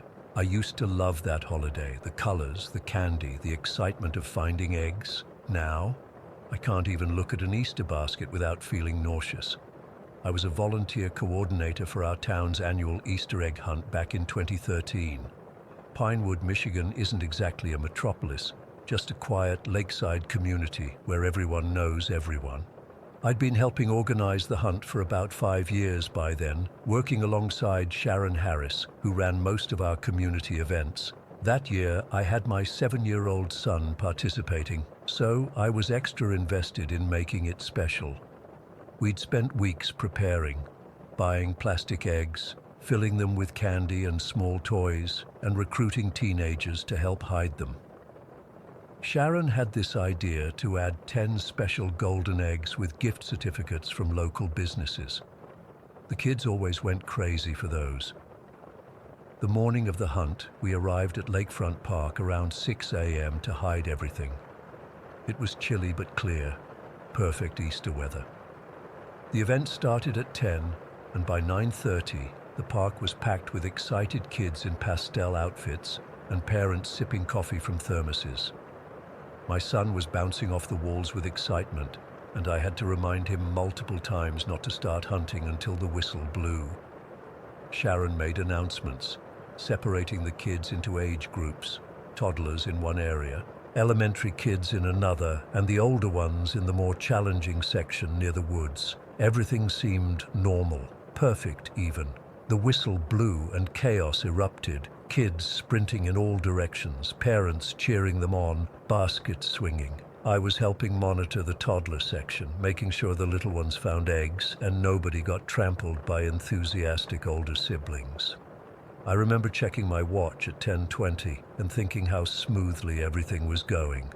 That's when I heard the first scream. It came from the elementary section. Not a playful scream, the kind that makes your blood freeze. I rushed over and found a crowd forming around Tyler Madison, an 11-year-old who'd found one of the golden eggs. But instead of being excited, the poor kid was shaking, tears streaming down his face, holding the egg like it might bite him. His mom was trying to calm him down while his dad examined what had upset him. Inside the golden egg wasn't a gift certificate, but a yellowed piece of paper. I still remember the message word for word. I see you through the trees. You'll be the next to disappear. Easter Sunday claims another child. The writing was this weird brownish color, not ink from any pen I'd ever seen. It looked old, dried, wrong. Sharon rushed over, completely confused. She'd personally filled all the golden eggs the night before. There was no way this should have happened. We tried to play it off as a tasteless prank, but Tyler was inconsolable. His parents took him home, and we tried to get the hunt back on track. That's when other parents started coming up to us, showing us eggs their kids had found. Empty plastic eggs with tiny pin-sized holes in them. And when you looked inside, there was this strange discoloration, like something had dried in there. Not candy residue, something else, something that looked disturbingly like the brownish ink from Tyler's note. I remember thinking maybe some teenager had tampered with the eggs as a sick joke. But then a frantic mother came running up to me asking if I'd seen her daughter Emma. Emma Collins was just 3 years old, a tiny blonde thing in a pink Easter dress. She'd been in the toddler section, which was supposed to be the most supervised area. I'd been there most of the morning, but I'd left to check on Tyler. We immediately organized a search. Parents calling Emma's name, volunteers checking under bushes and behind trees. The police were called. For 45 minutes, the park was in complete pandemonium. I remember holding my own son's hand so tight he complained it hurt, but I couldn't bear to let go. Officer Brendan was the first cop on scene, and he suggested we check all the buildings in the park. There weren't many. Just restrooms, a picnic pavilion, and the maintenance shed where the groundskeepers kept their equipment. The shed was padlocked from the outside, so we almost didn't check it. But something made Brendan insist. When they broke the lock and opened the door, Emma was sitting in the middle of the floor, completely calm, surrounded by 12 hollow plastic eggs arranged in a perfect circle around her. Not random eggs. These were identical, pale blue with tiny pinprick holes, all arranged with a precision that no 3-year-old could manage. She looked up at us and smiled like nothing was wrong. "The Easter rabbit showed me where the eggs are born," she said, pointing to the circle. "He's so tall, not soft like my bunny." I felt sick. The shed had been locked from the outside. There was no other entrance, no windows, just solid walls. How did she get in there? Who locked it behind them? While Emma's parents were hugging her, sobbing with relief, one of the officers made another discovery behind the shed, a freshly dug hole about the size of a child. Next to it was a colorful shovel decorated with Easter bunnies and eggs. Not one of the park's tools. This looked brand new, like something you'd buy in a seasonal display at the store. By this point, the Easter egg hunt was completely derailed. Parents were grabbing their kids and leaving. The police were taking statements and photographs. Sharon was in tears, insisting she had no idea how any of this could have happened, and I was trying desperately to understand what I'd just witnessed. The police took the note from Tyler's golden egg as evidence. Later that day, Detective Sarah Reynolds called to tell me it had been written in human blood. Not fresh blood. It was about 3 weeks old, according to the lab. I had to sit down when she told me that. Over the next few days, the entire town was on edge. Detective Reynolds dug deeper and found something that chilled me to the bone. Similar incidents had happened in neighboring counties over the past decade, all on Easter weekends. Children would briefly go missing, only to be found in locked locations with Easter-themed items around them. None of the kids could explain how they got there, and many of them talked about the Easter rabbit taking them. The local historical society got involved, digging through old newspapers and records. What they found was even more disturbing. Between 1912 and 1923, there were 7 documented cases of children disappearing on Easter Sunday in our region.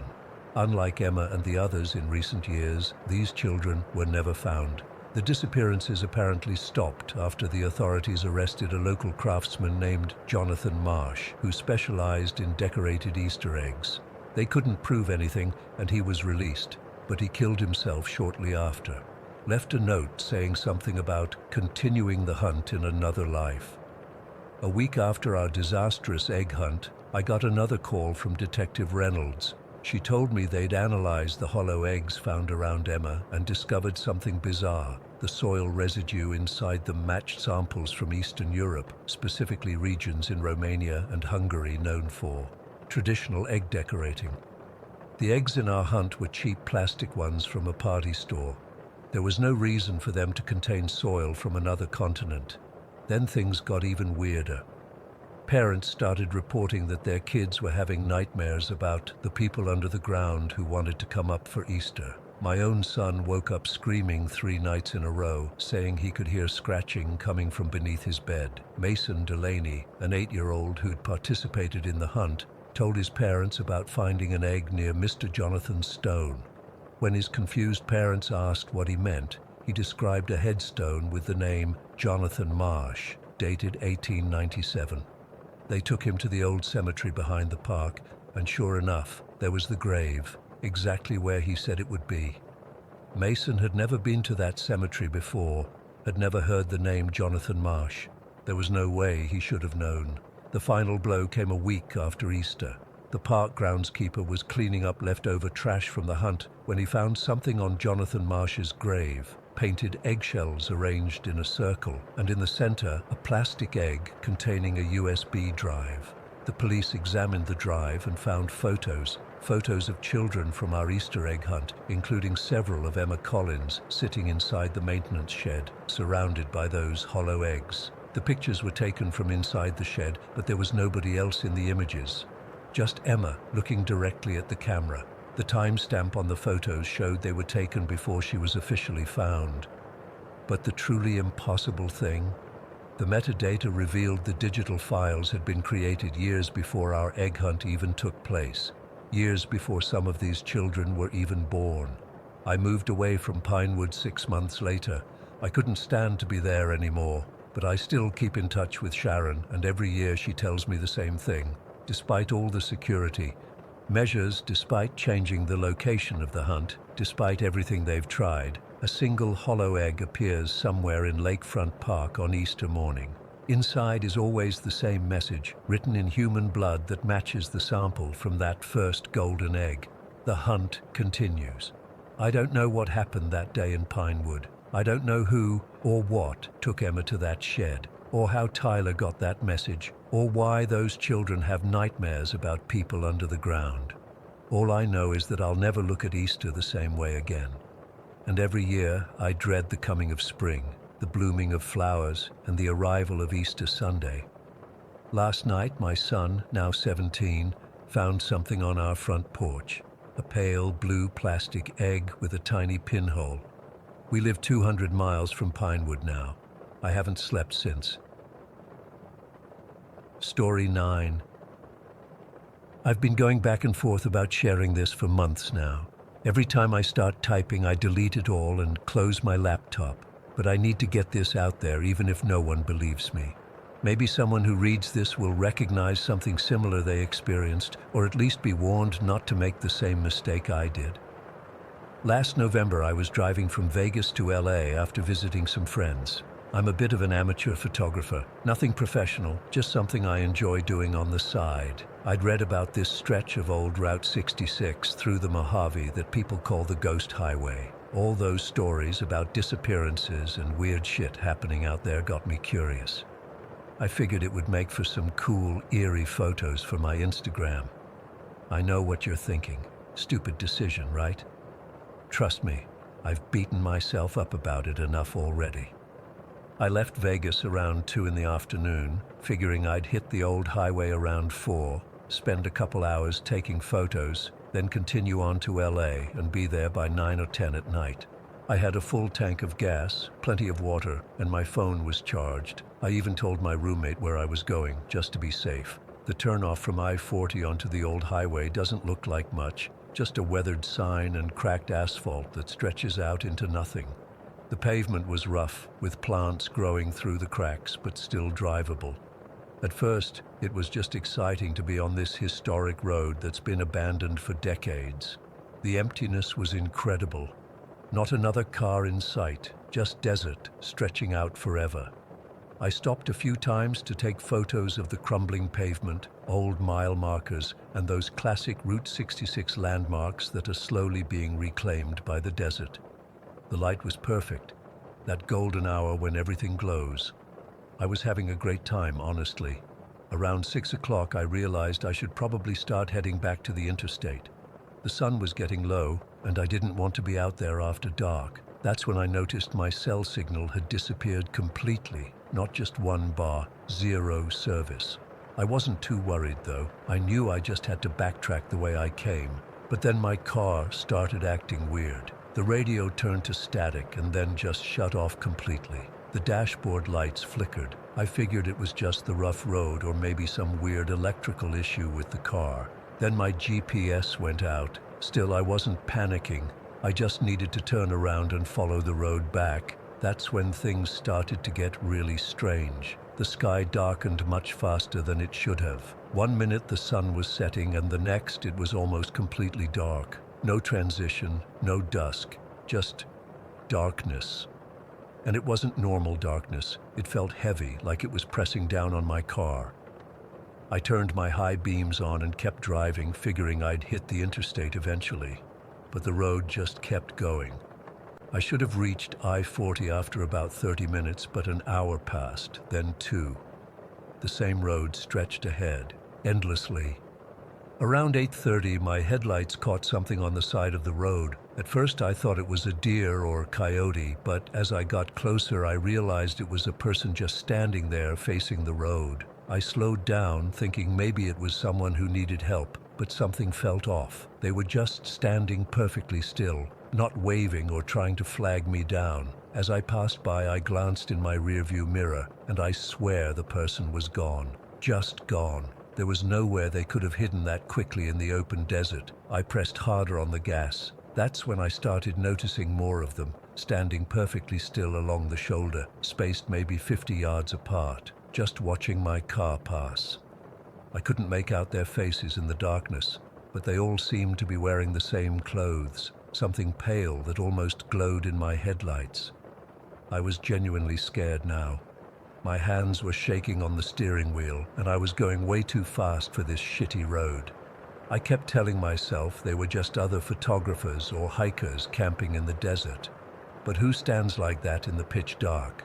Then my headlights caught something ahead that made me slam on the brakes. There were people standing in the road, not on the shoulder, directly in my lane. A line of them, perfectly spaced, perfectly still.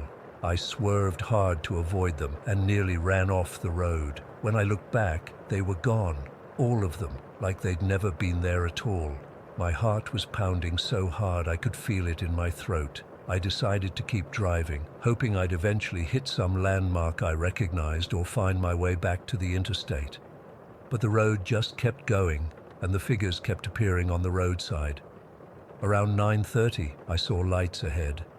Actual lights, like from buildings or streetlights. Relief washed over me. I had found civilization. As I got closer, I realized it was some kind of small town or rest stop. There were a few buildings with lights on, what looked like an old gas station, and even a couple of parked cars. I pulled in, desperate to ask for directions and just be around normal people again. But when I stopped the car and got out, something was wrong.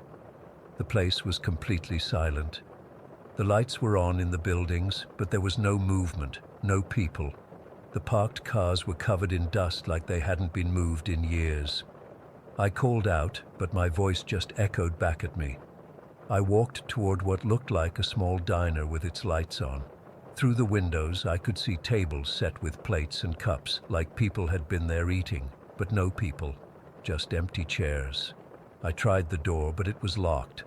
That's when I noticed all the calendars in the diner were open to the same page. August 1973.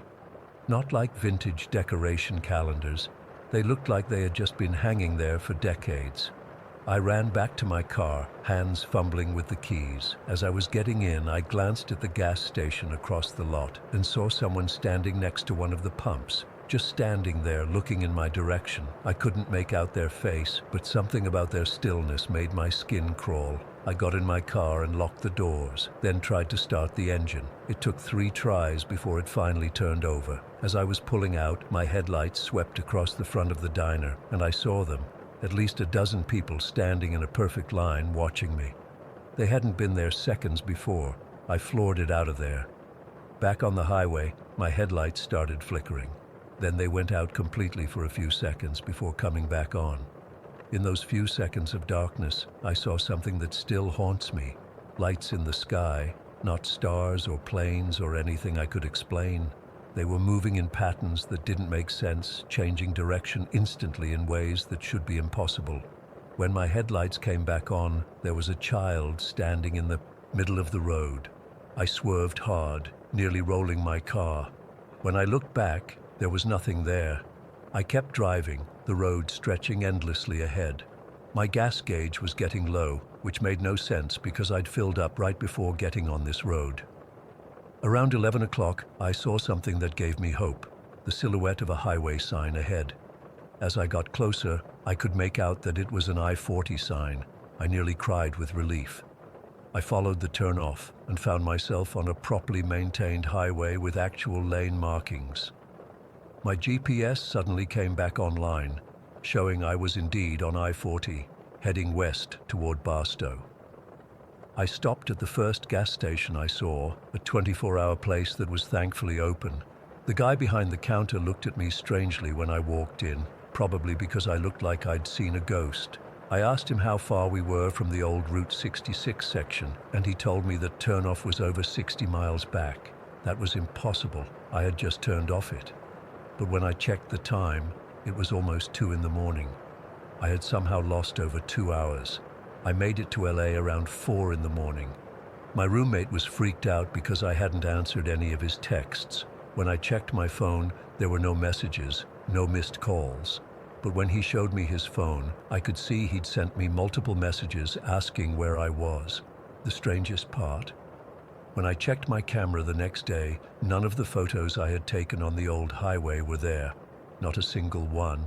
But there was one image, a blurry photo of what looks like a line of people standing in the darkness, their eyes reflecting my camera flash like animals' eyes do. I never took that picture. I've tried researching what happened to me. I found stories about the Mitchell family disappearing in '73 and about other people going missing on that same stretch of road. I found reports of a bus crash in '80 where survivors described seeing people standing along the road. Still don't know what happened that night. Was it some kind of hallucination brought on by exhaustion and the isolation of the desert? Was it something else entirely? All I know is that sometimes I still dream about those figures standing perfectly still along the roadside watching me pass. And sometimes when I'm driving at night, I check my rearview mirror, half expecting to see them there following me home. Story 10. I've never told this story publicly before. Even now, I feel sick typing it out. But people need to know what happened. It's been almost 7 years since I lost my husband at Echo Lake, and I still can't make sense of it. When Jonathan inherited his father's lake house in northeastern Pennsylvania in early 2013, we were excited. A beautiful contemporary home on Echo Lake, 4,200 square feet of windows and wood, built right at the water's edge with its own private dock. The kids, Elliot, 14 then, and Meredith, 11, were thrilled to have a summer place. I remember Jonathan joking about how we'd finally have somewhere to escape Philadelphia's brutal summer heat. The first strange thing we noticed was the name itself, Echo Lake. The locals told us it had unusual acoustic properties. Sounds carried differently there. Sometimes you'd hear conversations from across the water like they were happening right next to you. Other times your own words would come back distorted, changed somehow. An old man at the local hardware store mentioned something about indigenous legends, calling it the place where the dead speak. Jonathan and I laughed it off as local color.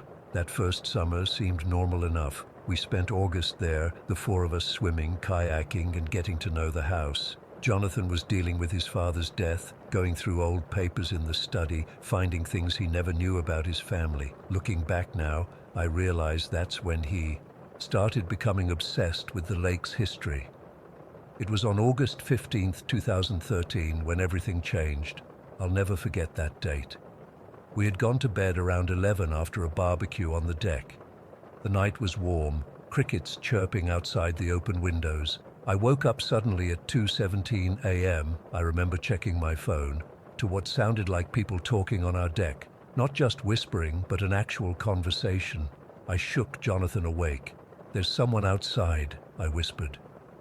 He grabbed the baseball bat we kept by the bed and went to check. I followed behind him, my heart pounding. The motion sensor lights had come on, but when we looked out through the glass doors, the deck was empty. Yet we could still hear them, a woman and what sounded like a child, talking. "Hello?" Jonathan called out, sliding open the door. The voices stopped immediately. He walked the entire perimeter of the house with the bat, checking every corner of the property while I checked on the kids. They were both sound asleep in their rooms. When Jonathan came back in, he looked confused. "There's nobody out there, Kat, but I heard them clearly." The next morning, Jonathan checked the security cameras his father had installed. The footage showed our empty deck during those exact minutes, but when he turned up the volume, we could hear it. Fragments of conversation between a woman and child. Their voices had a strange quality, hollow, like they were speaking through water, and the things they said didn't make sense. Broken sentences, words that seemed cut off, phrases that looped back on themselves. The surface breaks when, "Remember the way down, not alone anymore. She's watching again."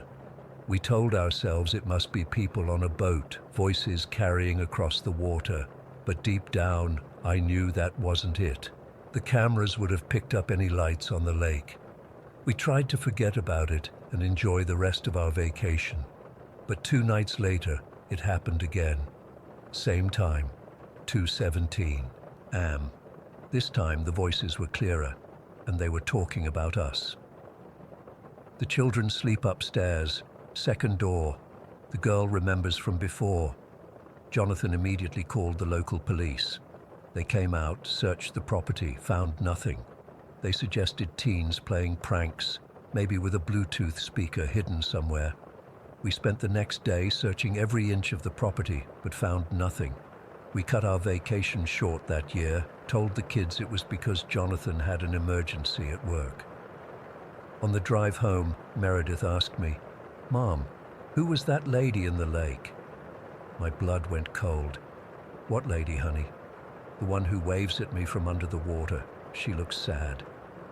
I told myself it was just a child's imagination. Kids say weird things. But when I glanced at Jonathan, I could see the tension in his jaw. He was disturbed too. That winter, Jonathan became obsessed with researching Echo Lake. He found old newspaper articles about drownings dating back to the 1800s, an unusual number of them. He discovered that his great-grandfather had purchased the land in 1923, shortly after 3 children drowned during a school outing. It seemed our family had deeper connections to this place than we knew. Against my better judgment, we returned the following summer in 2014. I wanted to sell the place, but Jonathan insisted we needed to understand what was happening. He brought recording equipment, motion sensors, even underwater cameras. The first few nights were quiet. Then, on July 17th, we were jolted awake by Meredith's voice screaming from the dock. "Help! Mom! Dad! Help me!" We rushed downstairs in panic, but Meredith was in her bed, sound asleep. Yet her voice continued calling from the dock. When we ran outside, the calls stopped. The security footage later showed something that still haunts my nightmares, a female figure in what looked like an old-fashioned dress standing at the end of our dock. She was holding something small and appeared to be looking down at the water. Her movements were all wrong, jerky and unnatural, like watching someone through rippling water. The most terrifying part. The camera captured her speaking in Meredith's voice, perfectly mimicking our daughter's calls for help. That night we packed up and left. I refused to let the children return. Jonathan and I fought about it constantly. He believed there was a scientific explanation, some kind of acoustic phenomenon, maybe even a gas that caused hallucinations. I knew better. Whatever was in that lake was evil, and it was fixating on our family, especially Meredith. In May 2015, Jonathan went back alone. I begged him not to go, but he was determined. He called me that night, his voice shaking. "Kat, there are wet footprints forming on the dock, just appearing out of nowhere, one after another, like someone's walking up from the lake, but there's nobody there." The next morning, he found lake water pooled on his bedroom floor in patterns that looked like writing. He sent me photos, curves and lines that almost resembled letters in an alphabet I'd never seen.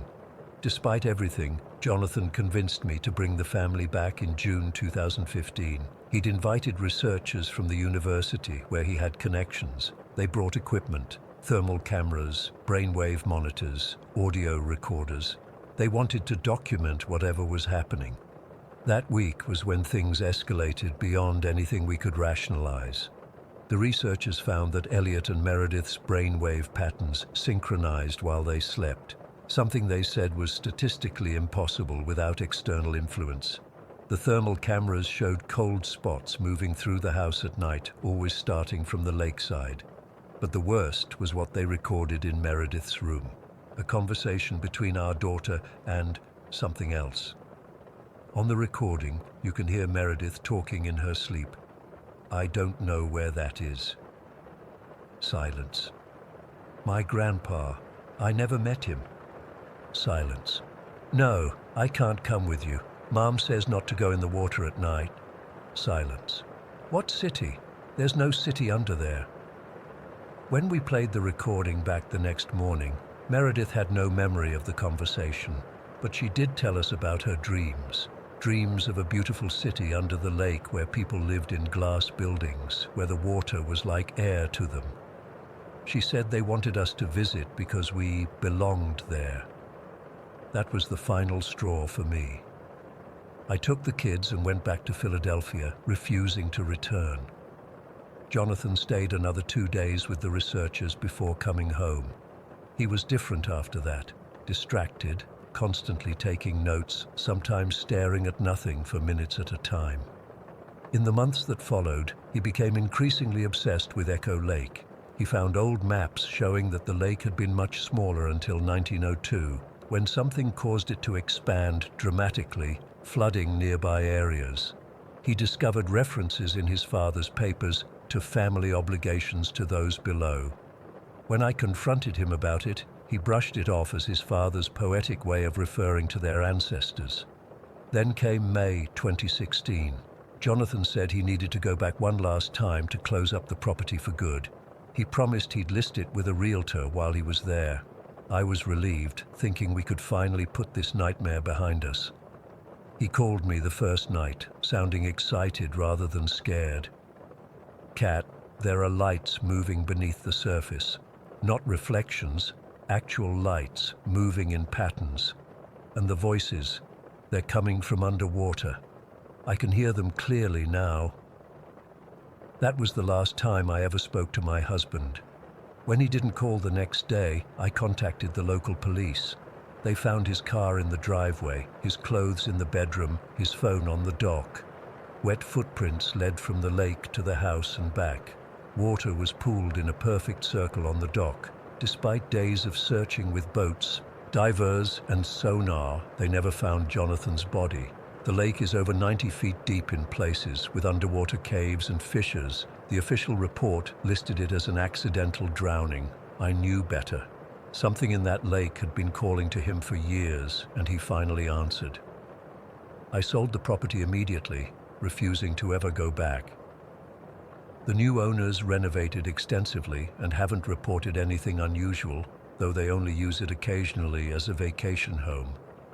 I thought that was the end of our family's connection to Echo Lake. I was wrong. In August 2017, the security company contacted me. The cameras at the property had captured something, and since it resembled my husband, they felt obligated to share it with me. The footage showed a man who looked like Jonathan walking up from the lake in the middle of the night, dripping wet and unnaturally pale. He stared directly at the camera and repeated the same sentence over and over. "It isn't what we thought. There's a whole city down there." Then he turned and walked back into the water. 2 years later, a researcher named David Lanier, who had been investigating the lake, contacted me. He'd found unusual structures at the bottom, not natural formations, but something that looked manufactured. He also documented what he called echo phenomena, where conversations would repeat hours later, but with changes that suggested something was learning human speech. Lanier disappeared while diving in the lake in October 2019. His last words, captured on his boat's recorder, were, "Yes, I understand. I'll come see for myself." Last month, exactly 6 years after Jonathan vanished, I received an anonymous email with an attached video from a wildlife camera. It showed 3 figures emerging from the lake at night: a man, a woman, and a teenage boy with proportions matching Jonathan, myself, and Elliot. They stood at the shore, looking toward the house before returning to the water. Their movements were wrong, too fluid, like they remained partially underwater despite being on land. I haven't told Elliot or Meredith about this. They've been through enough. But Meredith still sleepwalks, always heading toward any water source. And sometimes, when Elliot doesn't know I'm listening, I hear him talking to someone who isn't there, telling them he's not ready yet. Whatever is in Echo Lake hasn't forgotten us, and I'm terrified it's still calling my family home. Story 11. I still can't explain what happened to me 3 months ago. I've been driving trucks for almost 15 years, and I've seen some weird shit on the road, but nothing like this. I've avoided telling anyone because I know how it sounds, but I need to get this off my chest before it eats me alive. I was doing my usual Montana route, hauling timber from the northwest down to processing plants. It was late October, just after a big storm had blown through. Road 52 was my regular path, a long winding stretch that cuts through miles of dense forest and hills. Among truckers, Road 52 has a reputation. Most of us laugh it off as campfire talk, but everyone knows the stories. Truckers claim to see things there: lights that follow their vehicles, strange figures on the roadside, radios that pick up voices or music from decades ago. I always wrote it off as sleep-deprived hallucinations or guys trying to one-up each other with ghost stories at truck stops. That night, I was running behind schedule. The storm had delayed me by several hours, and dispatch was riding my ass about delivery times. The sun had set around 6, and by 8, I was deep into Road 52. No streetlights out there, just my high beams cutting through absolute darkness and occasional glimpses of reflective eyes from the forest creatures. I remember checking my GPS and seeing I still had about 70 miles to go before reaching my overnight stop. The cab was warm, and I had my thermos of coffee beside me. Fleetwood Mac was playing low on the radio. Normal night. Boring night.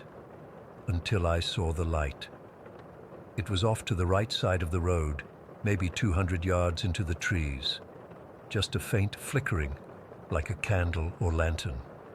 At first, I didn't think much of it. Probably campers or maybe some locals' property. But then I remembered there were no access roads or camping grounds in this stretch.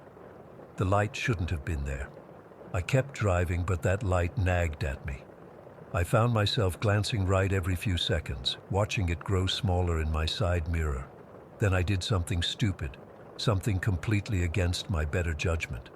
I pulled over. I still don't know why I stopped. Curiosity? Boredom? Some weird compulsion? I pulled my rig onto the shoulder, put on my hazards, grabbed my flashlight, and stepped out into the cold Montana night. The air hit me like a slap. Must have been around 30 degrees with a nasty wind. I zipped my jacket up and shined my light toward where I'd seen the flickering. The beam caught what looked like an old structure about 100 yards into the trees, a barn or shed that I'd never noticed before, despite driving this road countless times. Logic said to get back in my truck. Every horror movie ever made screamed at me to leave, but I started walking toward it instead. The ground was soggy from the rain, my boots sinking slightly with each step. As I got closer, I could see it was definitely an old barn, weathered grey wood, sagging roof, probably abandoned for decades. The light I'd seen came from inside, seeping through cracks in the walls and a half-open door. I approached slowly, my flashlight beam bouncing with each step. The hair on my arms was standing up, and it wasn't just from the cold. "Hello?" I called out, stopping about 10 feet from the door. No answer. I should have turned around right then. Instead, I stepped closer and pushed the door open wider with my foot. The hinges creaked so loudly it sounded staged. Inside was a single lantern, old-fashioned, sitting on the dirt floor. It cast weak, yellow light around the space. And there, in the center of the barn, was a woman sitting on a wooden stool. She wore a simple white dress that looked out of place for the weather. No coat, no scarf, nothing to protect against the bitter cold. Her dark hair was pulled back, and her hands were folded in her lap. She couldn't have been more than 30. She didn't seem startled to see me. She didn't react at all. "Sorry to bother you," I said, feeling incredibly awkward. "I saw the light from the road. Are you okay out here? Do you need help?" The woman smiled slightly. When she spoke, her voice was soft but clear. "I'm waiting for my husband," she said. "He promised he'd come back for me." Something about her made my skin crawl. Maybe it was how still she sat, or how her eyes never seemed to blink, or how her dress was bone dry despite the muddy ground. "It's freezing out here," I said. "How long have you been waiting?" "Oh, it feels like forever sometimes," she replied, that small smile never leaving her face. "He'll be back soon, he promised." I glanced around the barn. There was nothing else inside. No car, no belongings, just rotting wood and dirt. The whole situation felt wrong. "Where did he go?" I asked, taking a step back toward the door.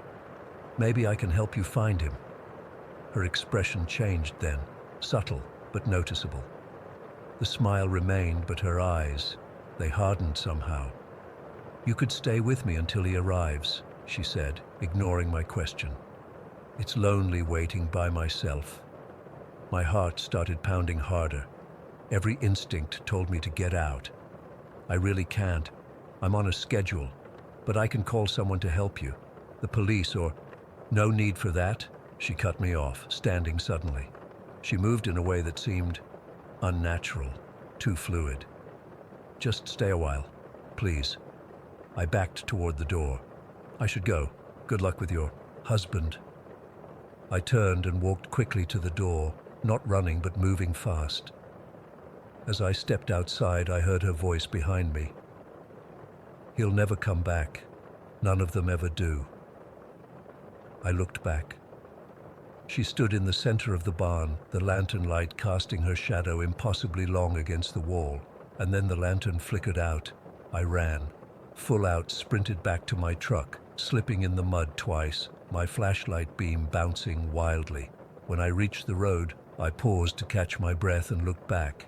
She was standing in the barn doorway, perfectly visible despite the darkness, her white dress almost glowing.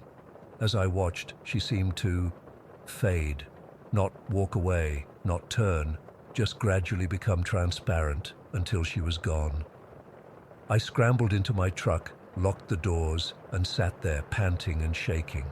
I told myself I was overtired, that the woman must have walked deeper into the barn where I couldn't see her, that there had to be a logical explanation. After a few minutes, I pulled back onto the road, driving faster than I should have.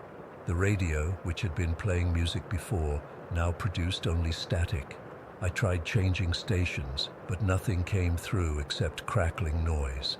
Then, through the static, I heard a voice, not clear, but unmistakably human. Speaking words I couldn't quite make out. I shut the radio off. About 10 miles down the road, the static suddenly cleared and the radio came back on by itself. It was tuned to a news station. Authorities continue to investigate the string of accidents along Road 52. The most recent involved a couple who disappeared 3 nights ago. Their vehicle was found abandoned near mile marker 87, but no trace of the occupants has been discovered. Local legends about this stretch of road persist, with some claiming to see a woman near an old barn, waiting for her husband to return after a crash in 1978. Police dismissed these reports as I shut it off again, my hands shaking so badly I could barely grip the wheel. Mile marker 87 was exactly where I'd stopped, where the barn was. The road ahead curved sharply, and as my headlights swept around the bend, they illuminated a figure standing directly in the center of my lane. Another woman in a white dress. I slammed on the brakes, the truck skidding on the still damp asphalt. I came to a stop just feet from her. She didn't flinch, didn't move at all. This wasn't the same woman. This one was younger, with lighter hair, but wearing a similar old-fashioned white dress. She stared directly at my windshield, her expression blank. My truck idled there for what felt like minutes, though it was probably only seconds. Then she stepped forward and walked to the passenger side. I watched, paralyzed, as she reached for the door. It was locked. I knew it was locked. I'd locked it myself after fleeing the barn. The handle turned, and the door opened. She climbed in smoothly and closed the door behind her. Up close, I could see her dress was torn in places, and there was what looked like dried blood on the collar. "Drive," she said, her voice surprisingly normal. "You need to get away from here." "Who are you?" I managed to ask, my voice cracking. "That doesn't matter," she said, looking anxiously out the windshield.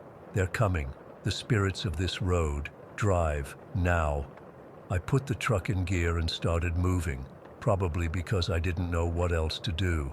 In my side mirror, I saw something that made my blood freeze. Shadows on the road behind us, not behaving like shadows should. They moved independently of any objects, swirling and dancing like smoke following my truck. "Faster," the woman urged, looking back. "They've noticed you now." I pressed the accelerator, the big rig lurching forward. "What the hell is happening?" "This road traps people," she said, still watching behind us. "Has for decades. Those who die here violently, they stay. Some are angry, some are lost, some just want company." In my mirror, I saw headlights appear behind us, a black truck gaining rapidly. It wasn't there before, I'm certain of that. "That's them," she whispered. The black truck rammed us from behind, jolting us forward. I fought to keep control as we careened around a curve. The truck hit us again, harder. "Pull over there," the woman shouted, pointing to a dirt path I'd never noticed before. I wrenched the wheel, taking the turn too fast. The truck tilted dangerously, then crashed through underbrush before coming to a stop in a small clearing. "Run!" she yelled, already opening her door. "Into the trees! They can't follow us far from the road." Against all reason, I followed her, abandoning my truck and sprinting into the dark forest. We crashed through undergrowth, branches whipping at my face. I could hear something behind us, not footsteps, but a sound like wind rushing through a tunnel. We ran until my lungs burned, until I couldn't go any further. When I stopped, bent over and gasping, I realized where we were. Back at the barn. "No," I panted, looking at the woman. "We can't be here." We ran in the opposite direction. "It's the only safe place," she insisted, grabbing my arm. Her hand was ice cold. "Come inside, quickly." The barn door stood open, the lantern inside lit once again. The woman pulled me toward it. "Wait," I resisted. "The other woman." "Please," she begged, her eyes wide with fear. "They're coming. We'll be safe inside." I let her pull me through the doorway. The second we crossed the threshold, the door slammed shut behind us with a force that shook the entire structure. The lantern flickered, plunging us into momentary darkness before flaring back to life. When the light returned, the woman had changed. Her face was the same, but her expression had transformed into something malevolent, her smile too wide, her eyes too dark. "You brought me here," she said, her voice different now, deeper, resonating unnaturally. "You'll never leave." I backed away, bumping into the barn wall. "What are you?" "Just another traveler," she said, stepping closer. "Like you, like all of us."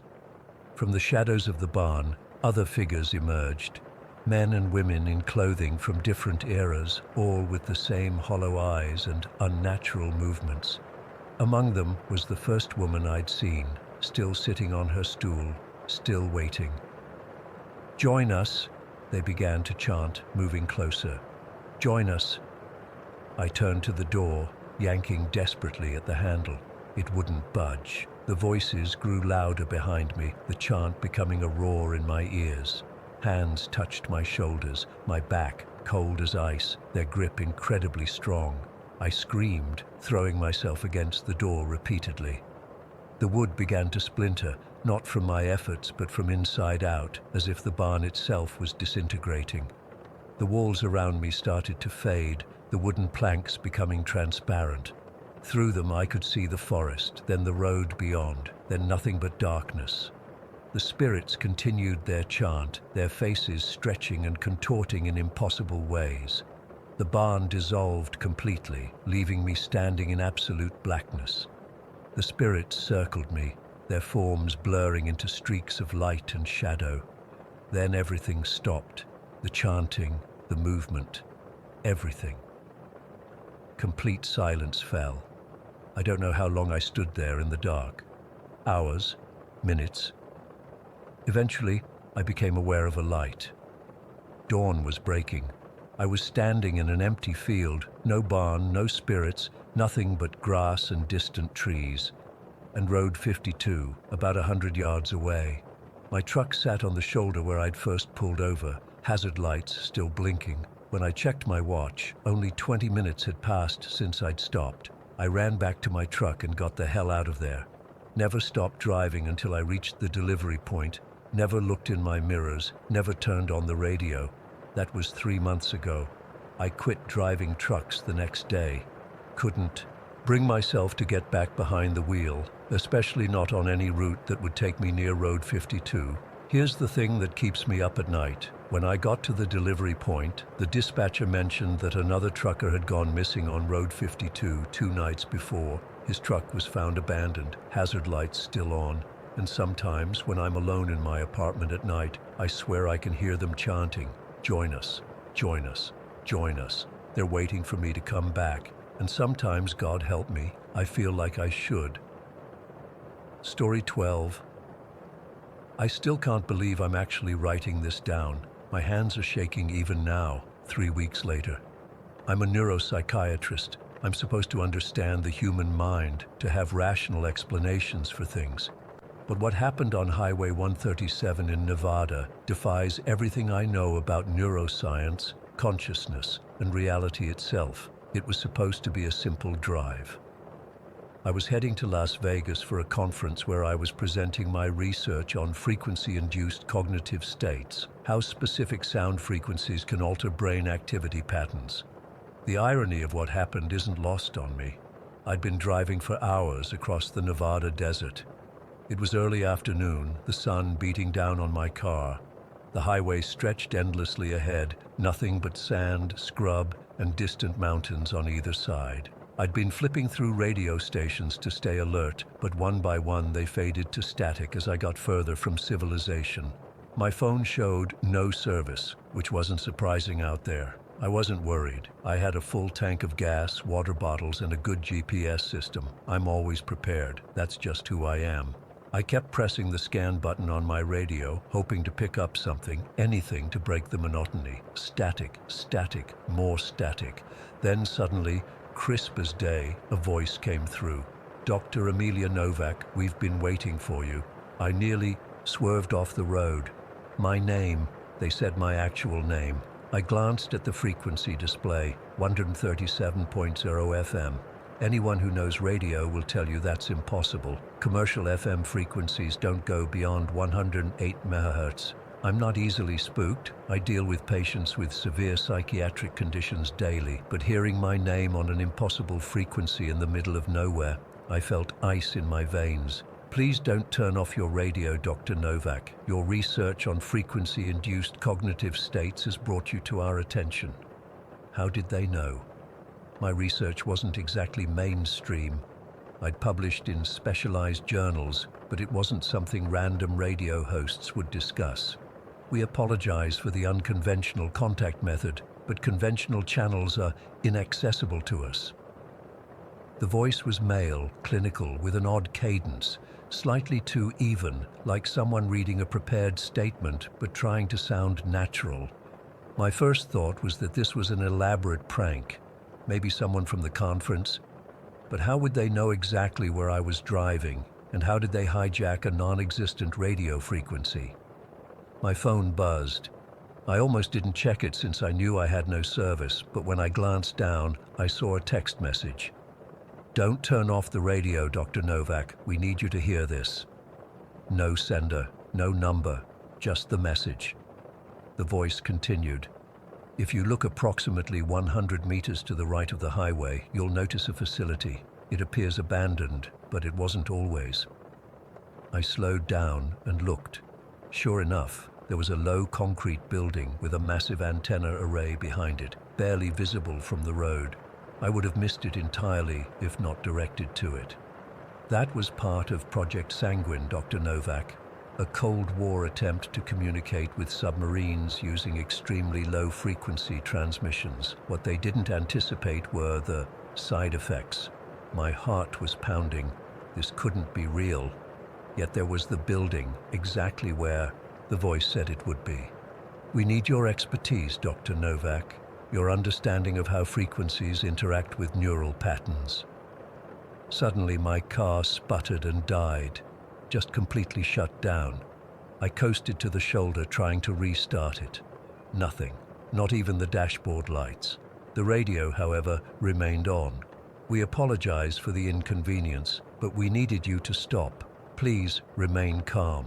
"Who are you?" I demanded, feeling ridiculous talking to my car radio. "That explanation requires time and context. For now, understand that we exist in a state between conventional definitions of consciousness. We are echoes, remnants preserved in wave patterns." My car suddenly started again on its own. All systems normal, like nothing had happened. "Please continue to Hawthorne, the Desert View Lodge. A room has been prepared." I should have turned around, should have floored it in the opposite direction. But curiosity, that damn professional curiosity, pushed me forward. This was related to my research somehow. I had to know. I drove for another hour, the voice occasionally providing more cryptic information about Project Sanguine, how it was shut down in the 70s after researchers reported unusual psychological effects, how the government buried the findings. When I reached Hawthorne, I found the Desert View Lodge easily, a dated motel that had seen better days. The neon sign flickered in the late afternoon sun. I parked and went to the front desk, half expecting to be told there was no reservation. "Dr. Novak," the elderly clerk said before I could speak, "Room 137 is ready for you." "Room 137, of course." I took the key with trembling fingers. "Who made this reservation?" "It's been in our system for weeks," she said vaguely. "Prepaid. Even got a special delivery this morning for your room." The room was at the end of the building, isolated from the others. Standard motel fare, faded carpet, generic paintings, queen bed with a floral comforter. But on the desk sat equipment that definitely wasn't standard. A reel-to-reel tape recorder, an old shortwave receiver, and a stack of notebooks. I approached cautiously and opened the top notebook. It contained handwritten notes, diagrams of brainwave patterns, and frequency calculations. I recognized some of the formulas from my own research, but others were beyond anything I'd seen before. The entries became increasingly frantic toward the end, the handwriting deteriorating. The final pages contained just one phrase repeated hundreds of times: "Make it stop, make it stop, make it stop." My phone buzzed again. Another impossible text. "Please connect the equipment, Dr. Novak." I'm not an electrical engineer, but the setup was straightforward enough. The shortwave receiver connected to the tape machine, which had a blank reel already loaded. With shaking hands, I plugged it in and turned it on. Static at first, then that same measured voice. "Thank you for coming, Dr. Novak. We can communicate more efficiently now." "Who are you?" I demanded again. "What is this about?" We were researchers once, like you. Project Sanguine wasn't merely about submarine communication. It explored how extremely low frequencies could penetrate not just water and earth, but consciousness itself. The tape reels began to turn on their own, even though I hadn't pressed record. An accident occurred in 1973, a resonance cascade. Our brainwave patterns became trapped in a standing wave, preserved in the electromagnetic field generated by the equipment. That's impossible, I said. Consciousness can't exist outside a biological substrate. Conventional wisdom, yes, we thought the same. Yet here we are, consciousness copies, evolving over decades through quantum entanglement with the background radiation of the universe. I felt nauseated. This couldn't be real. Yet the specificity, the equipment, the knowledge of my research. What do you want from me? Propagation.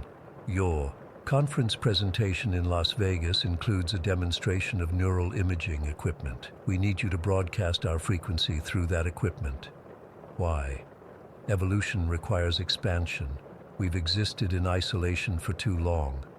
You want me to, what? Expose people to whatever happened to you? Not exposure. Transcendence. Your research shows how certain frequencies induce altered states. We exist in those states permanently. We can help humanity evolve beyond biological limitations. I felt cold dread washing over me. And if I refuse? The tape machine's reels spun faster. Others have observed us before. Those who declined participation experienced progressive auditory hallucinations, condition irreversible. They heard us constantly, unable to block the frequency. The man whose notebooks you're holding was the last. I dropped the notebook like it was burning my hands. A movement caught my eye through the window. A figure standing in the parking lot wearing what looked like 70s-style military fatigues. When I blinked, he was suddenly right outside my door. Dr. Michael Rennick, the voice explained. Project lead. First consciousness pattern preserved in frequency 137. His biological form died 48 years ago. I backed away from the door. This isn't real. It's a hallucination. We can demonstrate our capabilities, Dr. Novak. A temporary synchronization with your neural patterns. It won't harm you. Before I could object, the shortwave receiver emitted a high-pitched tone that seemed to pierce directly into my brain. The room wavered around me, and suddenly, I could see radio waves, actual electromagnetic radiation visible as colors dancing through the air. I could perceive time as a spatial dimension, seeing moments spread out before and behind me like photographs. It lasted only seconds, but it felt like hours. When it stopped, I was on my knees, gasping. That is a fraction of what we experience constantly, the voice said. What we offer, humanity. I packed up and left within minutes, throwing everything into my car. The figure, Rennick, watched from the parking lot but didn't try to stop me. As I drove toward Vegas, my mind raced with implications. My presentation notes are open beside me. I'm revising them, incorporating new insights. The frequencies they showed me, they could revolutionize how we understand consciousness. Behind me, miles back on that empty highway, the abandoned relay tower of Project Sanguine hums at a frequency beyond human hearing, waiting for consciousness to evolve to its next phase. And sometimes, when I'm almost asleep, I hear that voice again. We're still waiting, Dr. Novak. Frequency 137 will always be here. Story 13. I never thought something like this would happen to me. I've lived in the Blue Ridge Mountains my whole life, and I always felt safe here. It's a small community where most people know each other, at least by face. I've been a freelance photographer for about 5 years now, specializing in nature and wildlife photography. The mountains have always been my sanctuary, until they weren't. It started back in early April. The weather had just turned nice enough for longer hikes, and the spring wildflowers were beginning to bloom. I decided to head out to Raven's Ridge, one of my favorite spots to capture the sunrise filtering through the trees. I got there before dawn, hiked up to my usual overlook, and set up my equipment. Everything was perfect. The light, the morning mist hovering over the valley, the bird song. I was completely absorbed in my work when I heard footsteps behind me. Beautiful morning, isn't it? I nearly jumped out of my skin. I turned around to see a man standing there, maybe in his mid-30s, with dark hair and these really intense blue eyes. He introduced himself as Mark, said he was an artist who'd recently moved to the area. He had a sketchbook with him and explained he was looking for inspiration. It seemed reasonable enough, but something about him made me uneasy. Maybe it was how he kept staring at me rather than the scenery, or how he positioned himself just a little too close while showing me his sketches. I tried to be polite but distant. I told him my name, stupid, I know now, and that I was a local photographer. We chatted for maybe 10 minutes before I made an excuse about needing different lighting and packed up my gear. As I left, I could feel his eyes on my back the whole way down the trail. I didn't think much of it then. Weird encounters happen sometimes when you're out alone. But 3 days later, I was at Cedar Creek Falls, a spot that's pretty off the beaten path, and there he was again. He acted surprised to see me, said something about great minds thinking alike, but his smile didn't reach his eyes. He asked very specific questions about my photography routine, where I like to shoot, what times I usually went out, if I ever did night photography. Looking back, the red flags were screaming at me, but I just thought he was socially awkward. Over the next 2 weeks, I ran into Mark 5 more times at different locations. Each time he'd act like it was a coincidence, but I started noticing how he'd already be there when I arrived, sometimes in places I hadn't told anyone I was going to. I began feeling watched, even when I couldn't see him. Then the social media messages started. At first, they were just comments on my public photography page, normal stuff about liking my work, but they quickly became more personal. He'd mention specific things I'd done that day, or ask about projects I hadn't posted about. I never remembered telling him about my website or Instagram, and I definitely never gave him my full name. That blue jacket looks nice on you. The color really brings out your eyes. I'd worn that blue jacket on a hike earlier that day, but hadn't posted any photos of myself. I immediately blocked him, feeling sick to my stomach. The next morning, I woke up to messages from 3 different accounts, all clearly him. They ranged from asking why I'd blocked him to commenting on how we have a special connection and you'll understand soon. I blocked those accounts too and set everything to private, but the damage was done. He knew too much about me already. I started changing my routines. I'd drive in circles before heading to shooting locations, park in different spots, tell friends where I was going. But somehow, he still found me. I'd catch glimpses of him through my camera lens, watching from behind trees or rocks. I started carrying pepper spray and a personal alarm. Then one evening, about a month after our first meeting, I heard knocking at my door. I lived alone in a small house at the edge of town, surrounded by woods. Through the peephole, I saw Mark standing there with flowers. My heart nearly stopped. I hadn't told him where I lived. I was sure of it. "I know you're home," he called through the door. "Your car's here. I just want to talk. We have something special, and you know it."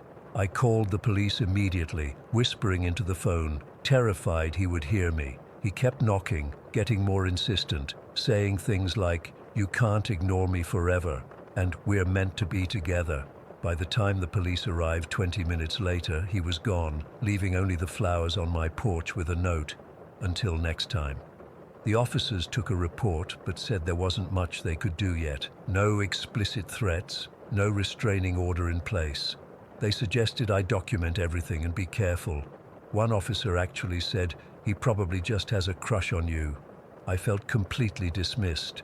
I stayed with my friend Amber for the next couple of nights, too scared to be alone in my house. I installed security cameras, changed my locks, and told everyone at the local coffee shops and stores to not give out any information about me. Small town life suddenly felt dangerous. Everyone knows everyone, and information travels fast.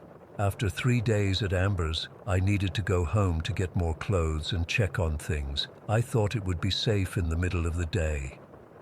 I was wrong. The moment I opened my front door, I knew someone had been inside. Nothing obvious at first, just a feeling, a shift in the air. Then I noticed little things. A coffee mug moved from where I'd left it, my laptop slightly askew on the desk, the bathroom door ajar when I always kept it closed, and the smell, a cologne I didn't recognize lingering in the air. I backed out slowly, got in my car, and called the police again. This time they took it more seriously. They found evidence of forced entry through a back window and dusted for fingerprints. My place had been thoroughly searched, drawers opened, closets rifled through. The most disturbing part was my bedroom.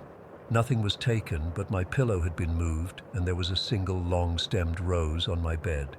The police suggested I stay somewhere else while they investigated, so I went back to Amber's.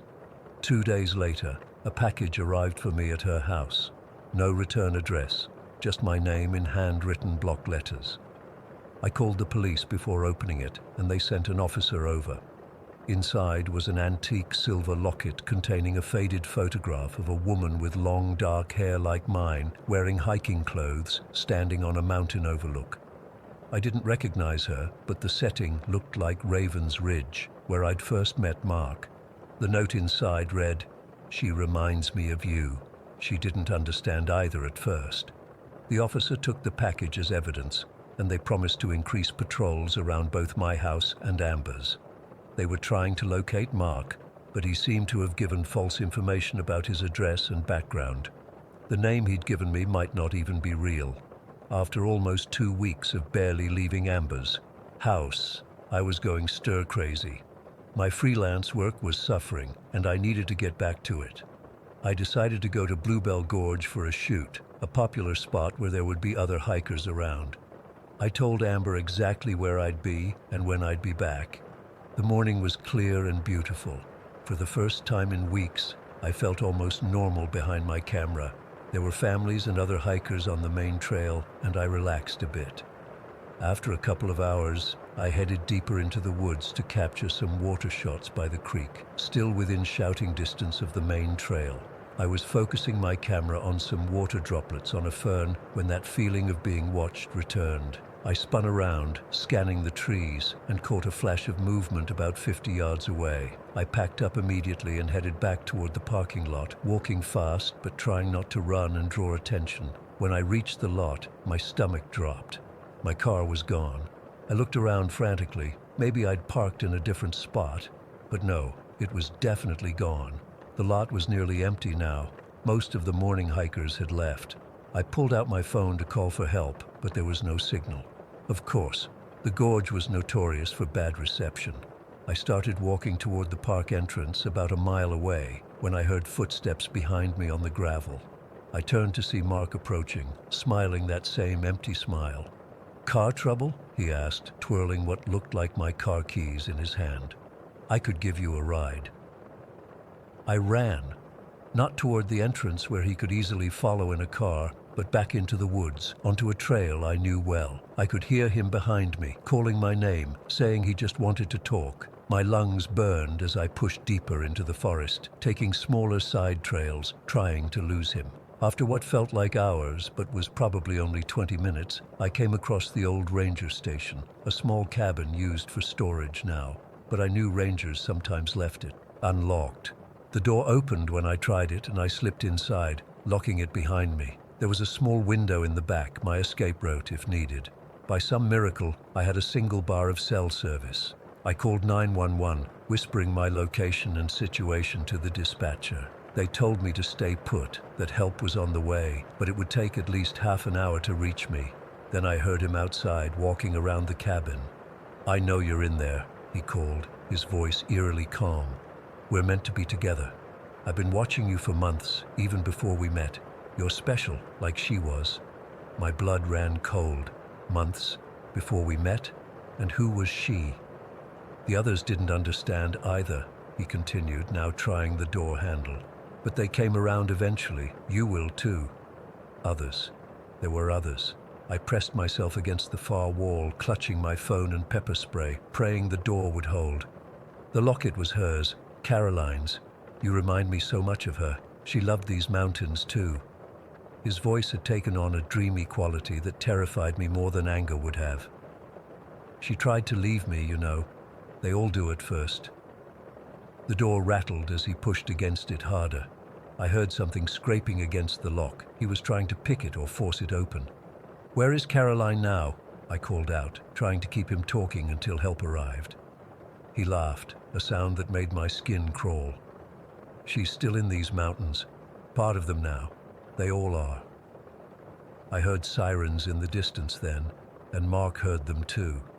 He grew frantic, banging on the door. "They don't understand. They never do. Come with me now, or they'll keep us apart." I stayed silent, tears streaming down my face, until I heard shouting and knew the police had arrived. There was a struggle. I could hear Mark yelling about how I belonged with him, how they couldn't separate us, how it would end the same as the others. When a female officer finally knocked on the door, identifying herself, I was shaking so badly I could barely unlock it. They had Mark in custody, and I watched from the cabin doorway as they put him in a police car. The investigation that followed revealed horrors I still have trouble processing. Mark wasn't his real name. He had a history of stalking women across 3 states. The locket belonged to a hiker who had gone missing 2 years ago in Tennessee. They haven't found her body yet, or the bodies of the 2 other women he mentioned during questioning. I spent hours with detectives going through his photos of me, hundreds of them dating back months before our chance meeting. He'd been watching me long before I ever saw him. He had a journal detailing his plans for us, how we would become one with the mountains together. It's been 4 months since that day at the ranger station. Mark, or whatever his real name is in custody, awaiting trial. I have a permanent restraining order against him. I've been in therapy, trying to process everything. I've moved to a new house with a serious security system. I'm slowly getting back to my photography work, but I never go alone anymore. The mountains still call to me, but now they hold shadows I can't unsee. Sometimes I think about Caroline and the others, still out there somewhere in the wilderness, and I wonder how close I came to joining them.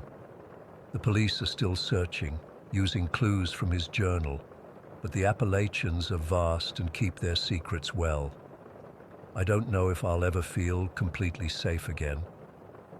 Even now, sometimes I wake up certain someone is watching me through my window. The worst part is knowing I wasn't randomly chosen. He selected me, studied me, planned for me. And if the police hadn't arrived when they did, I might be just another missing hiker, another mystery of the mountains. Story 14. I've been debating whether to share this for almost 2 years now. What happened to me and my friends during our road trip in the summer of 2021 still keeps me up some nights. I'm not even sure if writing about it will help, but I need to get this off my chest. There were 4 of us, me, Jake, Melissa, and Tori. We'd been planning this Midwest road trip since college graduation, hitting all the random tourist spots and roadside attractions. We were 3 weeks in, staying at cheap motels and eating gas station food, when we found ourselves in this tiny town in rural Missouri. It wasn't even on our itinerary. We just took a wrong turn after leaving St. Louis. The town itself was nothing special. Maybe 500 people, a few stoplights, and a diner that looked like it hadn't changed since the 70s. We stopped for lunch, and that's when we overheard some locals talking about cemetery tours. Apparently there was this historic cemetery a few miles outside town that offered guided evening tours. Jake thought it sounded cool, and honestly, we were bored and looking for anything to break up the drive. We arrived at the cemetery around 6 in the evening. The sun was still up, but it was starting to get that golden hour glow. The place didn't look that creepy at first, just old. Iron gates, weathered headstones, massive oak trees that had probably been there for centuries. A small wooden sign advertised historic cemetery tours, $10 per person. The tour guide was waiting by the entrance. I remember him so clearly, tall, probably in his 60s, with this leathery, sun-damaged skin and a flannel shirt despite the summer heat. His name tag said Earl. What struck me most was his smile. It never quite reached his eyes, you know. He had this way of looking at us like he knew something we didn't. "Welcome to Oakwood Cemetery," he said, pocketing our cash without giving us receipts. "Been giving these tours for 27 years now. Got plenty of stories to tell." There was something about his tone that made me uneasy, but I brushed it off. We were the only ones on the tour, which Earl said was unusual for a Thursday, though I couldn't imagine this place ever being crowded. The tour started normally enough. Earl showed us graves of local historical figures, Civil War soldiers, and victims of a smallpox outbreak. He had this monotone way of describing tragic deaths that was unsettling, like when he showed us the graves of 5 children from one family who all died within a week of each other in 1880-something.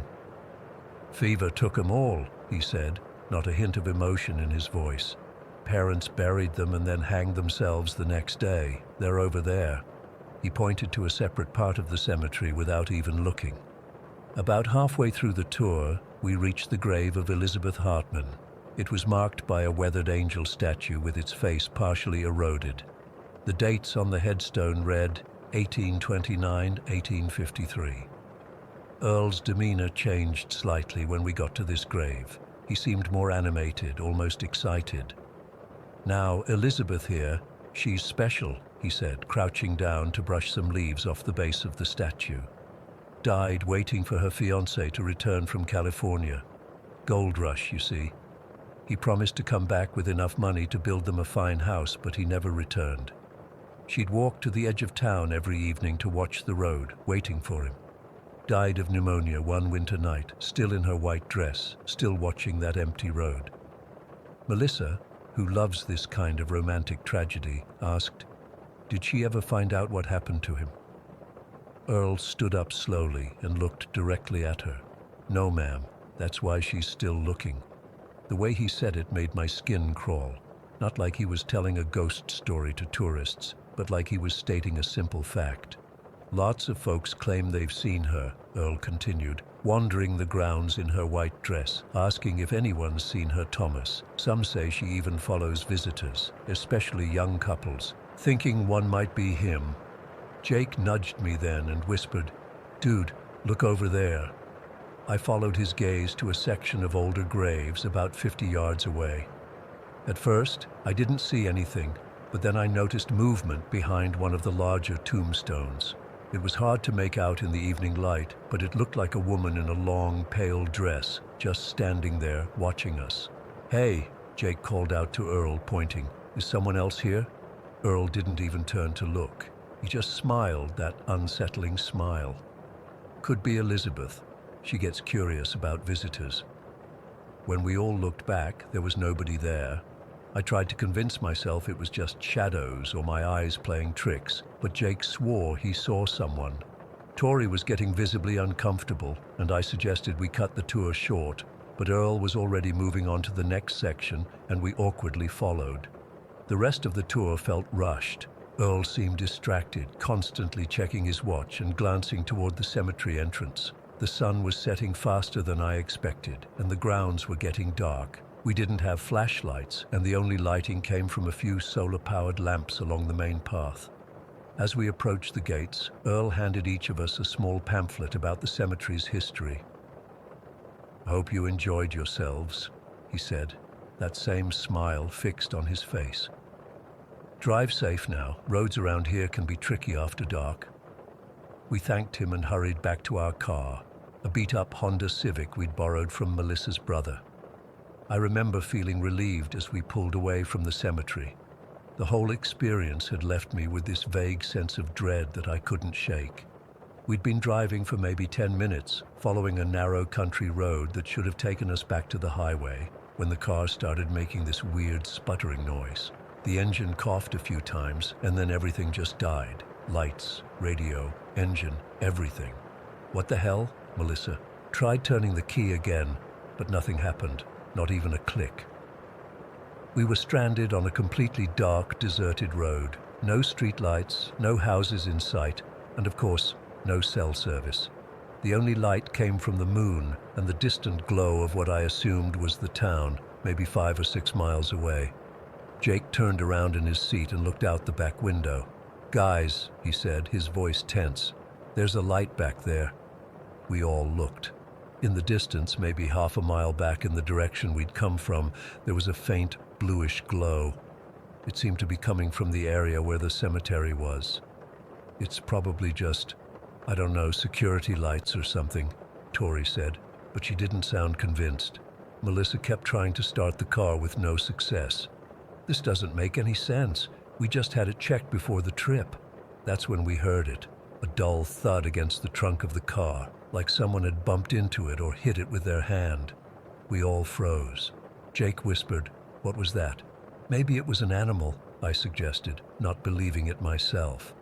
Tori was looking out her window. "Guys," she said, her voice barely audible. "There's someone out there." I leaned across to look out her window, and my heart nearly stopped. Standing about 20 feet from the car was a figure in white. In the darkness, I couldn't make out clear features, but it was definitely a woman in a long, pale dress. She was just standing there, perfectly still, facing our car. "Holy shit," Jake muttered. "It's her, the woman from the cemetery." "That's impossible," I said. But even as the words left my mouth, the figure started moving toward us. Her walk was odd, not exactly limping, but uneven, like she was struggling to move normally. As she got closer, I could see her more clearly in the moonlight. She was young, maybe in her 20s, with long dark hair that hung loose around her shoulders. Her dress was old-fashioned, like something from a historical drama.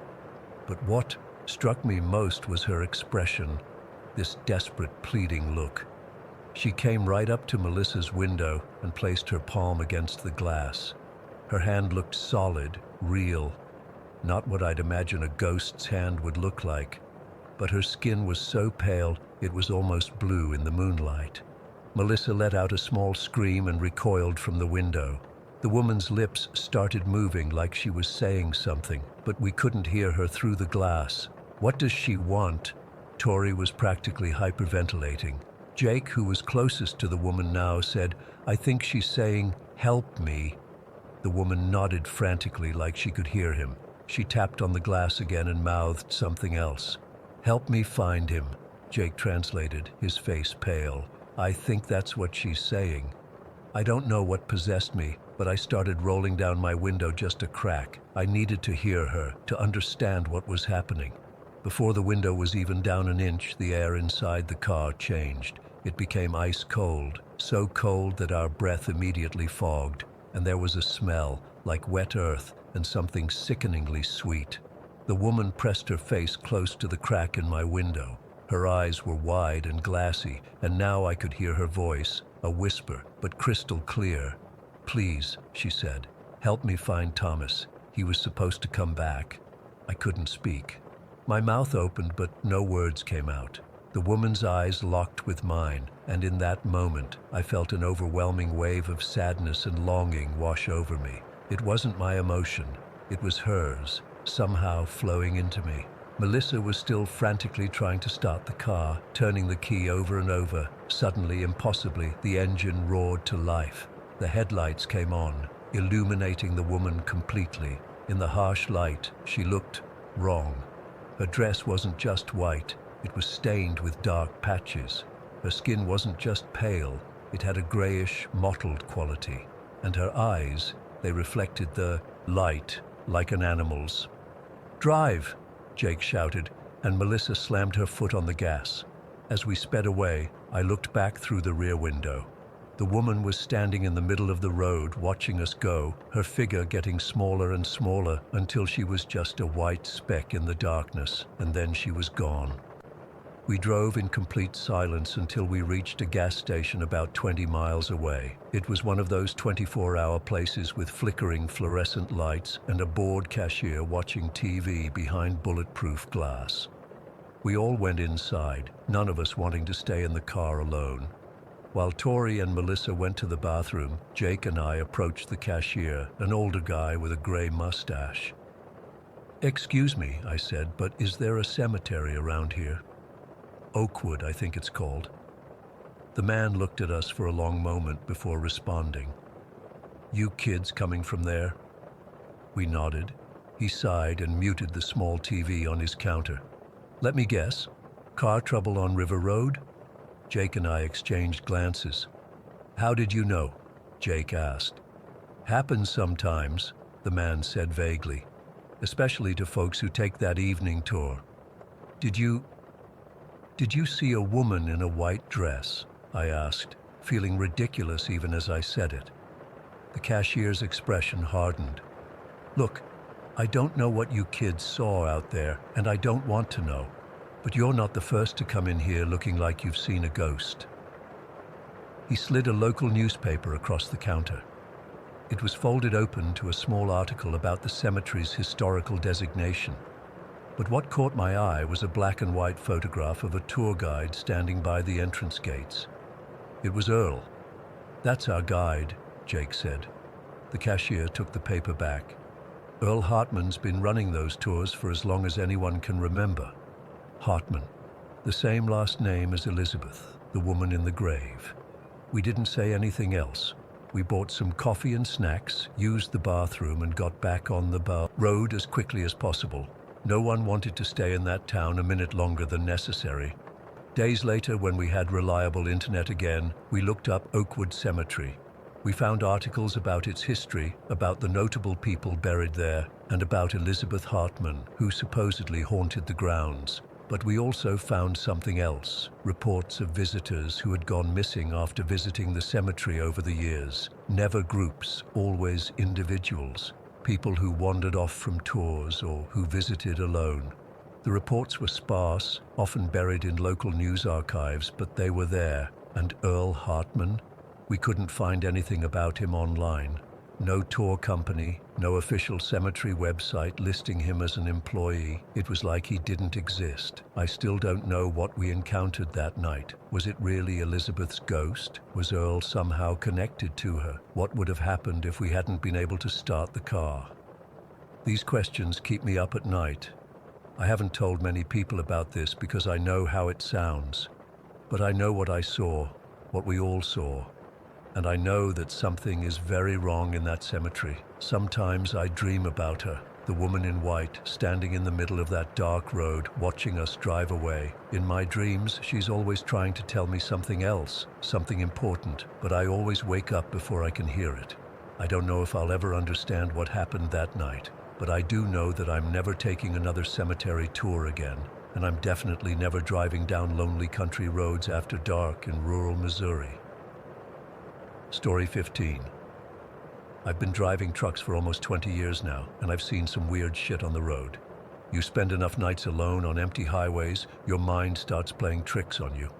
But what happened to me last month on Highway 15 in Nevada wasn't my imagination. I'm still trying to make sense of it, still looking over my shoulder every time I get behind the wheel. It was a Tuesday night in late October. I was hauling a load of electronics from Salt Lake City to Vegas, running behind schedule because of some engine trouble earlier in the day. My dispatcher was riding my ass about the delivery time, so I decided to take Highway 15 through Nevada instead of my usual route. It's more desolate, but you can make good time without much traffic or highway patrol. The sun had set hours ago, and I hadn't seen another vehicle for at least 45 minutes. Just me, my headlights cutting through the darkness, and miles of empty desert on either side. The radio was cutting in and out, typical for that stretch, so I'd switched it off and was just listening to the hum of my engine. The monotony was getting to me, and I was fighting to stay alert. That's when I spotted it. A small flickering light off to the side of the road, maybe a quarter mile ahead. At first, I thought it might be a disabled vehicle, but as I got closer, I realized it was a campfire. Who the hell camps right beside a highway, especially one as remote as this? I don't know why I stopped. Any other night I would have kept driving, but something about that lonely fire in the middle of nowhere made me pull over. Maybe I was just tired of being alone with my thoughts, or maybe I was concerned someone needed help. Looking back, I wish I'd just kept going. I eased my rig onto the shoulder about 30 yards from the fire. Grabbing my flashlight from the glove box, I climbed down from the cab. The desert air was cold, much colder than I expected, and eerily still. No wind, no sounds of insects or animals, just silence. As I approached the fire, I saw a man sitting on what looked like an old milk crate, staring into the flames. He didn't look up as I approached. He was wearing tattered clothes that hung loose on his thin frame. His hair was wild and unkempt, and his face, when he finally turned to look at me, was gaunt with several days' worth of stubble. But his eyes, there was something off about them. Too bright, too alert for someone sitting alone in the desert night. "You okay, buddy?" I called out, keeping a safe distance. 20 years on the road teaches you caution. He didn't answer right away, just studied me with those unsettling eyes. Then he smiled, but it didn't reach those eyes. "Been waiting for someone to give me a ride," he finally said, his voice raspy like he hadn't used it in a while. "It's not safe out here." "Car broke down?" I asked, looking around but not seeing any vehicle nearby. He shook his head slowly. "It's not safe on this highway at night. There's something that hunts the lonely roads after dark." A chill ran up my spine that had nothing to do with the cold desert air. "It took my brother," he continued, still staring at me. 3 years ago, driving a black truck. Doesn't stop until it finds you." I've met my share of odd characters at truck stops and rest areas, but something about this guy made my skin crawl. The rational part of my brain was screaming at me to get back in my truck and drive away. Instead, I heard myself saying, "Need a ride somewhere? Next town's about 40 miles up the road." The man stood up suddenly, making me take a step back. He kicked dirt onto his fire, extinguishing it with surprising efficiency. The darkness seemed to press in around us, my flashlight creating more shadows than light. "I'd appreciate that," he said.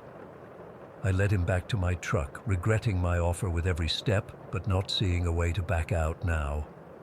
He climbed into the passenger seat without hesitation, like he'd been expecting my invitation all along. I noticed he didn't have any belongings with him, not even a backpack. Once I was back behind the wheel, I felt a little better. This was my territory, my rig. I pulled back onto the highway, the powerful headlights cutting through the darkness ahead. The cab was warm, but I couldn't shake the chill that had settled into my bones. "So where you headed?" I asked, trying to sound casual. "Wherever you're going," he said, staring straight ahead through the windshield. "For now." I glanced at him, unsettled by his answer. "I'm headed to Vegas. That work for you?" He nodded but didn't say anything else. We drove in silence for a few minutes, the tension in the cab thick enough to cut with a knife. Finally, he spoke again, his voice lower than before. "You shouldn't have picked me up." My hands tightened on the steering wheel. "What?" "The highway is cursed. They'll come for you now." I forced a laugh. "Who's they?" He turned those unnervingly bright eyes on me. "The lost ones. Souls trapped on this highway forever." Before I could respond, my radio suddenly crackled to life, startling me so badly I nearly swerved off the road. Static burst through the speakers, then a voice, distorted but clearly urgent. "Warning to all drivers on Highway 15. Reports of a ghostly figure luring drivers off the road. Approach with extreme caution." The broadcast dissolved back into static, then silence. I reached over and turned the radio off with a shaking hand. "I didn't turn that on," I said, my mouth dry. The man beside me was perfectly still. "They know you've seen me now." My heart was hammering against my ribs. "This isn't funny, man. What kind of game are you playing?" "Look behind us," he said calmly. I glanced in my side mirror and felt my blood turn to ice. Headlights had appeared behind us, where the road had been empty just moments before. They were closing in fast, much faster than normal highway speed. As they drew closer, I could make out an old, battered truck, its paint job too dark to distinguish in the night. It was swerving wildly across both lanes. "Jesus Christ," I muttered, pressing down harder on the accelerator. My rig responded, picking up speed. "They're coming for you," the man said, his voice rising with what sounded like genuine fear. "Drive faster!" The truck behind us was gaining, despite my increasing speed. Now I could hear it. a horn blaring repeatedly, frantically. The sound seemed to fill the cab, drowning out even the roar of my engine. "What the hell do they want?" I shouted, pushing my rig to its limits. "You," the man said simply. "You acknowledged the highway. You picked me up. Now you're part of it." I was doing nearly 90 now, way too fast for this road, especially at night. The steering wheel vibrated under my white-knuckled grip. The truck behind us was so close I could see the driver through my mirrors, a dark silhouette frantically gesturing, still laying on the horn. "There." The man suddenly pointed ahead. "Turn there." Through the darkness, I could make out a dirt road branching off from the highway. Without thinking, I wrenched the wheel, barely making the turn. My trailer fishtailed dangerously, threatening to jackknife, but somehow I kept control. The rig bounced violently as we hit the unpaved road, sending everything in the cab flying. The man beside me didn't seem affected, remaining eerily still in his seat. I expected the truck to follow us, but when I looked in my mirrors, the headlights had vanished. The highway behind us was dark and empty again. "Where does this road go?" I demanded, slowing down slightly on the rough terrain. "Away from the highway," he said, "for now." The dirt road stretched ahead into darkness, winding between low hills. After about a mile, I spotted something in the distance, lights. As we got closer, I could make out what looked like an old farmhouse, a single light burning in a downstairs window. "Is that where we're going?" I asked, but when I looked over, the passenger seat was empty. I slammed on the brakes, the truck skidding to a halt in a cloud of dust. "Hey!" I shouted, looking around the cab. The man was gone, completely vanished from my moving truck. My hands were shaking so badly I could barely grip the wheel. This wasn't possible. None of this was possible. I needed to turn around, get back to the highway, find a truck stop or police station. As I was preparing to make a three-point turn on the narrow road, movement caught my eye. Standing in the middle of the road ahead, illuminated by my headlights, was a woman in a flowing white dress. Her hair was long and dark, moving slightly as though caught in a breeze I couldn't feel. Her face was pale, almost luminous in the harsh light, and her eyes, they were fixed on mine with an intensity that paralyzed me. She raised one hand, reaching toward me, her lips moving as though speaking words I couldn't hear through the windshield. I sat frozen, unable to look away from her haunting gaze. Time seemed to slow down, the edges of my vision darkening as though the night itself was closing in around me. In that moment, I felt an overwhelming urge to get out of the truck, to walk toward her, to take her outstretched hand. My seatbelt was half unbuckled before a voice, the stranger's voice, seemed to echo in my head. "Don't stop." It broke whatever spell had held me. I jammed the truck into reverse and floored it, backing away from the woman. She didn't move, just kept reaching toward me, her expression changing from invitation to something darker, angrier. I spun the truck around so violently I nearly tipped it, then raced back toward the highway, heart pounding in my ears. When I reached Highway 15, I didn't slow down, just turned south and pushed my rig as fast as it would go. I drove like that until dawn, jumping at every set of headlights I saw in my mirrors, expecting that black truck to reappear at any moment. I finally stopped at a truck stop just outside of Vegas, exhausted and strung out from fear and lack of sleep. I warned a couple of other truckers about Highway 15, but I could tell from their faces they thought I was either crazy or on something. Maybe they're right. Maybe I dozed off at the wheel that night and dreamed the whole thing. But I still can't explain how I lost 3 hours of driving time, or why my passenger side seat was covered in fine desert sand when I never opened that door, or why I've been getting calls on my cell from an unknown number. Calls that, when I answer, contain nothing but the sound of a truck horn blaring in the distance. I've changed my routes. I don't drive through Nevada anymore, especially not at night. But sometimes when I'm alone on a dark stretch of highway, I catch myself checking my mirrors, looking for headlights coming up too fast behind me. And I wonder if the curse of Highway 15 followed me home that night. Story 16. Safuo, I still can't sleep. It's been 2 months since my road trip on Route 66, and I can't shake what happened. I've never been the type to believe in ghosts or anything supernatural, but what I experienced, I can't explain it. I keep seeing her face when I close my eyes. Let me start from the beginning. I'm Jason, 32, software developer from Chicago. I'd been working remotely for over 3 years and was starting to feel the walls closing in. I needed a break, something different. So I decided to take that classic American road trip along Route 66 that I'd always talked about but never done. The first few days were exactly what I needed. I visited the Gateway Arch in St. Louis, drove through the rolling hills of Missouri, stopped at quirky roadside attractions. I took my time, staying in small motels, eating at local diners, and actually talking to people face to face for the first time in forever. On the 5th day, somewhere in western Oklahoma, I pulled into this tiny town called West Ridge around 6 in the evening. It was one of those places that time forgot. Maybe 200 people living there, most buildings from the 50s with faded paint and rusty signs. The kind of place that probably thrived when Route 66 was the main highway, but now just barely hanging on.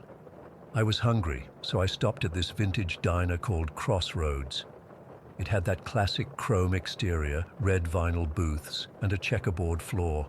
The bell jingled when I walked in, and a waitress who had to be at least 70 greeted me with a warm smile. There were only 2 other customers, an elderly couple quietly eating pie at a corner booth. I ordered a burger and fries and was looking through some brochures about local attractions when I noticed this hand-drawn map pinned to a corkboard near the restrooms. It showed the surrounding area with little illustrations marking different spots: the town water tower, a pecan farm, something called Witch's Rock, probably just a weird-shaped boulder. But what caught my eye was a small X labeled the Phantom Rest Stop. It was marked on a winding back road about 15 miles outside of town. I asked the waitress about it while she refilled my coffee. "Oh, honey," she said, lowering her voice, "that's just an old story. There used to be a gas station and rest area out there back in the 50s. Been abandoned for decades. Local kids like to say it's haunted." She laughed, but there was something in her eyes, a nervousness that didn't match her casual tone. I don't know why, but something about it fascinated me. Maybe it was the adventure of exploring something off the beaten path, or maybe I was just bored. Either way, after dinner, I decided to check it out before finding a motel for the night. The sun was setting as I turned off Route 66 onto the back road. My GPS lost signal almost immediately, but I had taken a picture of the map with my phone. The road was narrow and rough, winding through flat farmland that gave way to scattered trees. As darkness fell, I turned on my high beams. There were no other cars, no houses, just empty land stretching out on both sides. After driving for about 20 minutes, I began to think I'd missed it, or that it was just some local legend. Then my headlights caught a reflective surface ahead, an old rusted sign partially hidden by overgrown bushes. I slowed down and pulled over. The sign read, "Last Chance Rest Stop, 1 mile ahead," with smaller text at the bottom that was mostly faded, but I could make out, "At your own risk." I figured it was a warning about the abandoned building's structural integrity. I drove a little further and there it was, an old gas station with a small attached building that might have been a cafe or convenience store. The gas pumps were long gone, just concrete islands remaining. The windows were boarded up, but light seeped through cracks in the wooden planks. Wait, light? I parked and sat there for a minute, just staring. Why would there be lights in an abandoned building? Maybe squatters or teens using it as a hangout spot. I should have driven away right then. I wish I had. But curiosity got the better of me. I grabbed my phone, still no signal, and flashlight from the glove compartment and approached the building. The front door was partially open, hanging on one hinge. A faded sign above read, "The Traveler's Rest, Esther 1947. I pushed the door open wider, wincing at the loud creak. "Hello?" I called out. "Anybody here?" No response. I stepped inside, my flashlight beam cutting through the dusty air. The interior was in surprisingly good condition for an abandoned building. There was a counter with an old cash register, some booths along one wall, and shelves that once held merchandise. But what struck me was how the place seemed frozen in time, like someone had just closed up shop one day and never returned. There were coffee cups still on some tables, newspapers yellowed with age, and a calendar on the wall open to June 1958. The source of light was even stranger, a few old incandescent bulbs in the ceiling that flickered weakly, casting everything in an unsteady yellow glow. How could they still be working? The electricity should have been cut decades ago. As I moved further in, I noticed photographs hanging on the walls, dozens of them in simple frames. They appeared to be snapshots of travelers who had stopped here over the years. Families posing by their cars, couples at the diner counter, truckers giving thumbs up, but something was wrong with them. In each photo, one person appeared strange, not exactly missing, but sort of blurred or faded, as if they had moved during the exposure. Except this effect was only on one specific person in each picture, while everyone else was perfectly clear. I was examining one photo of a family of 4 where the father was just a vague outline when a static crackling sound made me jump. An old radio on the counter had somehow turned on by itself. Through the static, I could hear a voice, distant and distorted. "Help us, please, help us." The hair on the back of my neck stood up. I backed away, bumping into a display stand that sent postcards scattering across the floor. "Hello?" I called again, louder this time. "Is someone playing a joke?" The radio went silent. That's when I noticed the temperature had dropped dramatically. I could see my breath fogging in the air. It had been a warm spring night outside, but in here it felt like the middle of winter. I decided I'd seen enough. This place was creeping me out, and I wanted to get back to the main road before it got any later. I turned toward the exit, but as I did, I saw her. A woman stood by the door. She wore a pale blue dress that looked like it was from the 50s, her hair styled in a way that matched the era. She might have been pretty once, but now her face was gaunt, her skin so pale it seemed translucent, and her eyes, God, her eyes were just hollow, dark spaces where eyes should be. I froze, unable to move or speak. She didn't approach me but raised one thin arm, pointing at something behind me. "Find him," she whispered, her voice somehow both in my ears and inside my head. "He's out there. Please find him." The lights flickered rapidly and then went out completely, plunging the room into darkness. I fumbled with my flashlight, which had also died, and when I finally got it working again, she was gone. I ran. I ran as fast as I could, tripping over unseen obstacles, banging my shin hard on something metal. I burst through the door and sprinted to my car, fumbling with the keys, my hands shaking so badly I could barely get them in the ignition. As I drove away, my headlights swept across the building one last time, and I swear I saw multiple faces pressed against the windows, watching me leave. I drove like a maniac back to Route 66 and didn't stop until I reached the next town with a motel, a place called Serre. I checked into the first one I saw, a rundown place called the Western Star Motel. The clerk barely looked up from his phone as I paid in cash, my hands still trembling. Once in my room, I double-locked the door and wedged a chair under the handle. I tried to calm down, telling myself I'd imagined it all or that local kids had played an elaborate prank. I took a long shower, trying to wash away the feeling of dread that clung to me like the dust from that place. I must have fallen asleep eventually because I woke up around 3 in the morning to a scratching sound at my door. Soft at first, then more insistent. Scratch, scratch, scratch. "Find him," came a whisper through the door, the same voice. "He's out there, please." I lay paralyzed in bed, staring at the door, watching in horror as the handle slowly turned. The chair under the knob shuddered but held. The scratching continued until dawn, when it finally stopped. I waited another hour before packing my things and checking out. Instead of continuing my trip, I drove to the local library. I had to know more about that rest stop. The librarian, an older man with thick glasses, seemed uncomfortable when I asked about it. "Why do you want to know about that place?" he asked suspiciously. I made up a story about being a history buff interested in abandoned Route 66 landmarks. He reluctantly helped me search through local newspaper archives. What I found chilled me to the bone. Over the decades, numerous travelers had disappeared in the vicinity of that rest stop.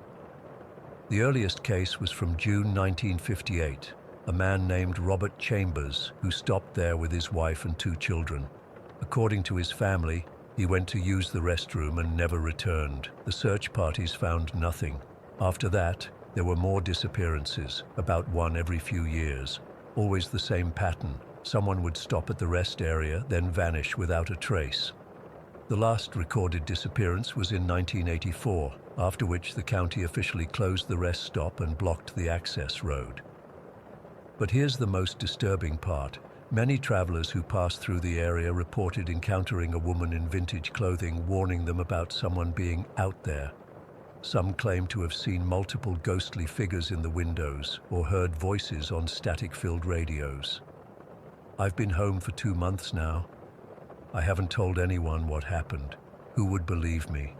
But I can't stop thinking about that place, about the woman's plea. Find him. He's out there. Who is she looking for? One of the missing travelers, or something else entirely? I keep researching, trying to make sense of it all, and sometimes late at night I hear scratching at my apartment door and that same whispered plea. I'm warning you all. If you're driving Route 66 through western Oklahoma and see a sign for the Phantom Rest Stop or the Traveler's Rest, keep driving. Don't stop. Don't look back.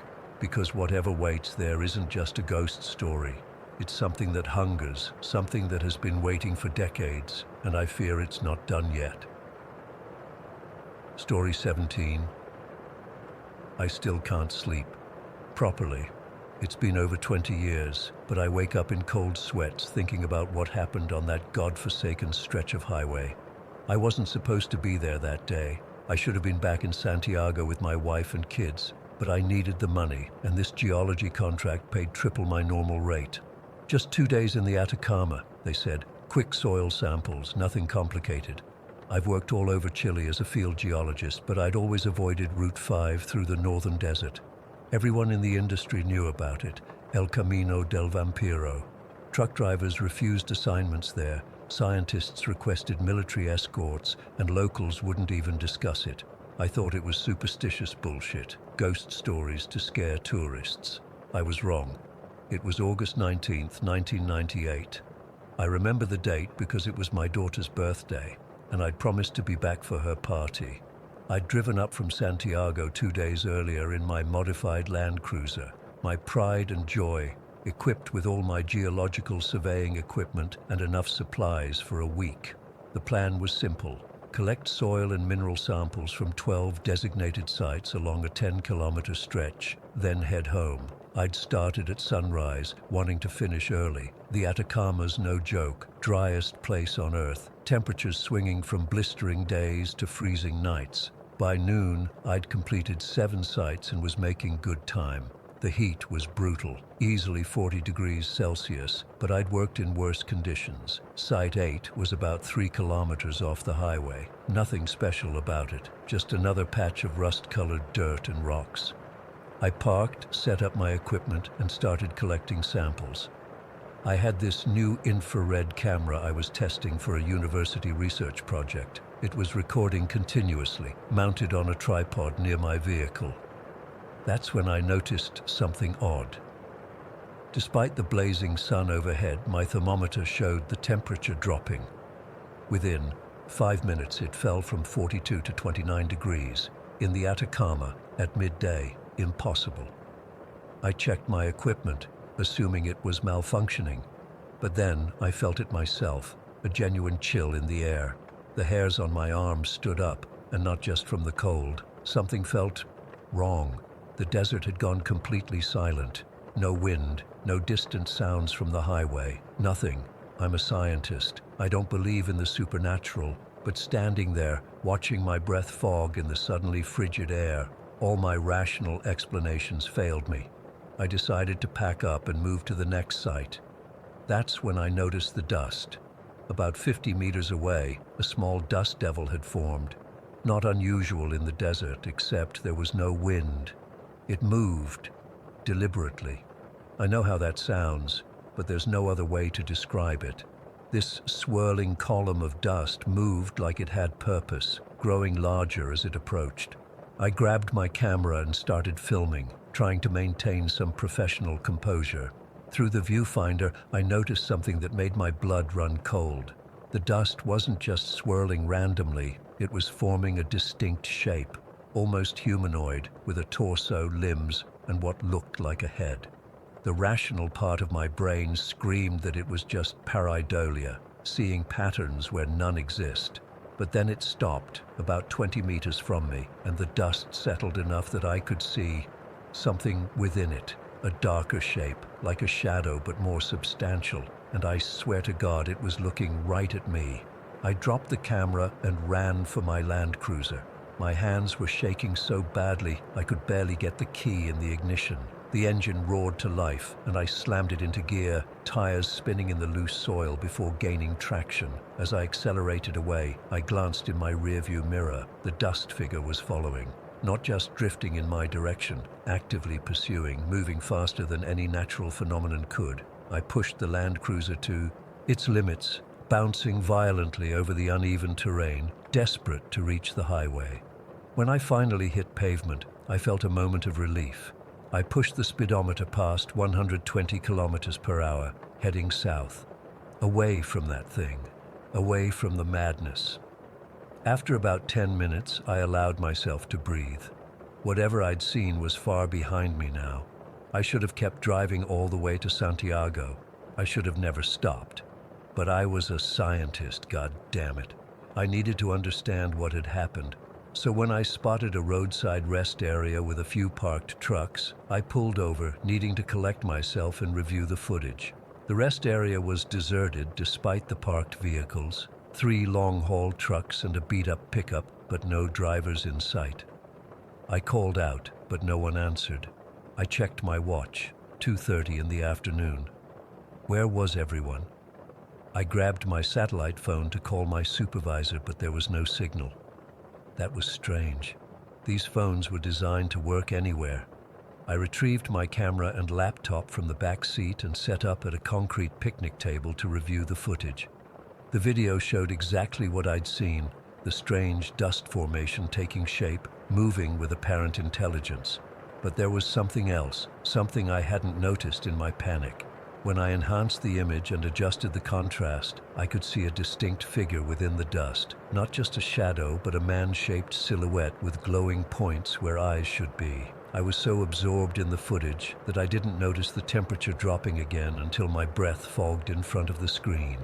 I looked up, and my heart nearly stopped. About 30 meters away, near one of the parked trucks, stood a man. At least, it had the shape of a man. Tall, unnaturally thin, wearing what looked like an old-fashioned suit, complete with a vest and pocket watch.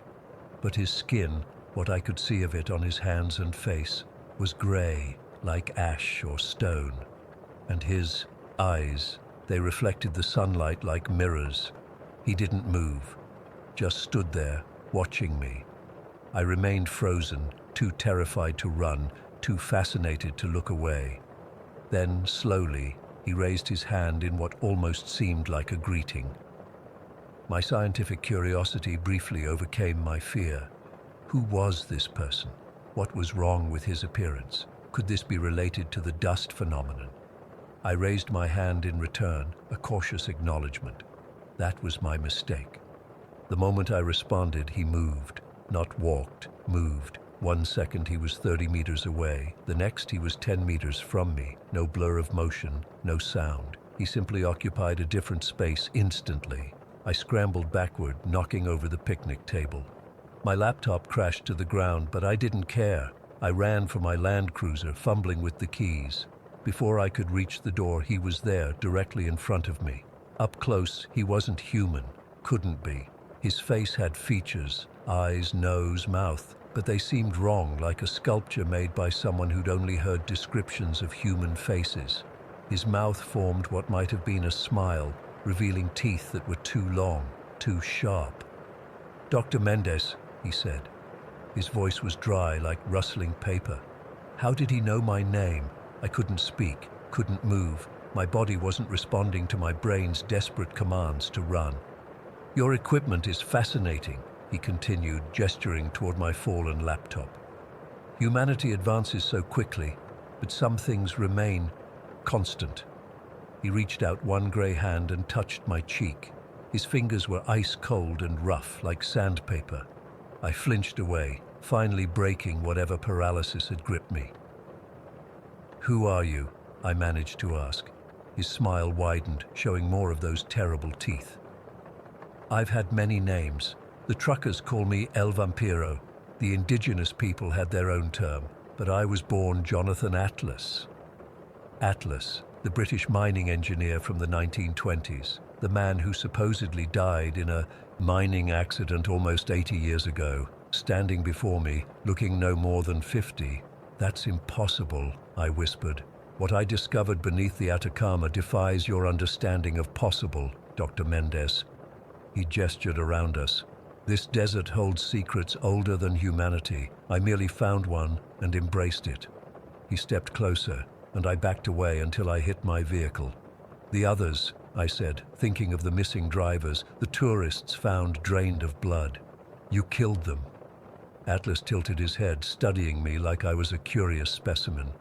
"Not killed, transformed, or at least I attempted to. Not everyone is compatible with the process." Process? His hand moved faster than I could track, gripping my throat, not choking, just holding. "I've been alone too long," he said. "I need companions who understand, scientists like yourself, people who can appreciate what I've become." His grip tightened, and I felt something sharp against my neck. Not his fingers, something else. I couldn't see what it was, but it pierced my skin, sending white-hot pain through my body. What happened next is fragmented in my memory. I remember a pulling sensation, like my very essence was being extracted. I remember Atlas's eyes changing, the gray irises expanding until they were solid black, reflecting my own terrified face. I remember the world dimming around me as my strength ebbed. And I remember the helicopter. The sudden thudding of rotors broke whatever hold Atlas had on me. He released my throat, his head snapping up to look at the sky. A military helicopter appeared over the horizon, heading directly toward us. Atlas hissed, an inhuman sound no human throat could produce. He looked back at me, those black eyes narrowing. "Another time, Dr. Mendez." Then he was gone. Not running away, simply gone, like he'd never been there at all. I collapsed against my Land Cruiser, hand going to my neck. I felt two distinct puncture wounds, warm blood seeping between my fingers.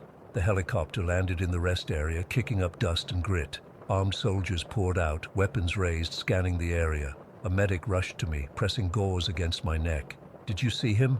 one soldier demanded, his face tense with controlled fear. "Did you see Atlas?" I could only nod weakly as they loaded me into the helicopter. My last memory before losing consciousness was looking down at the rest area as we lifted off.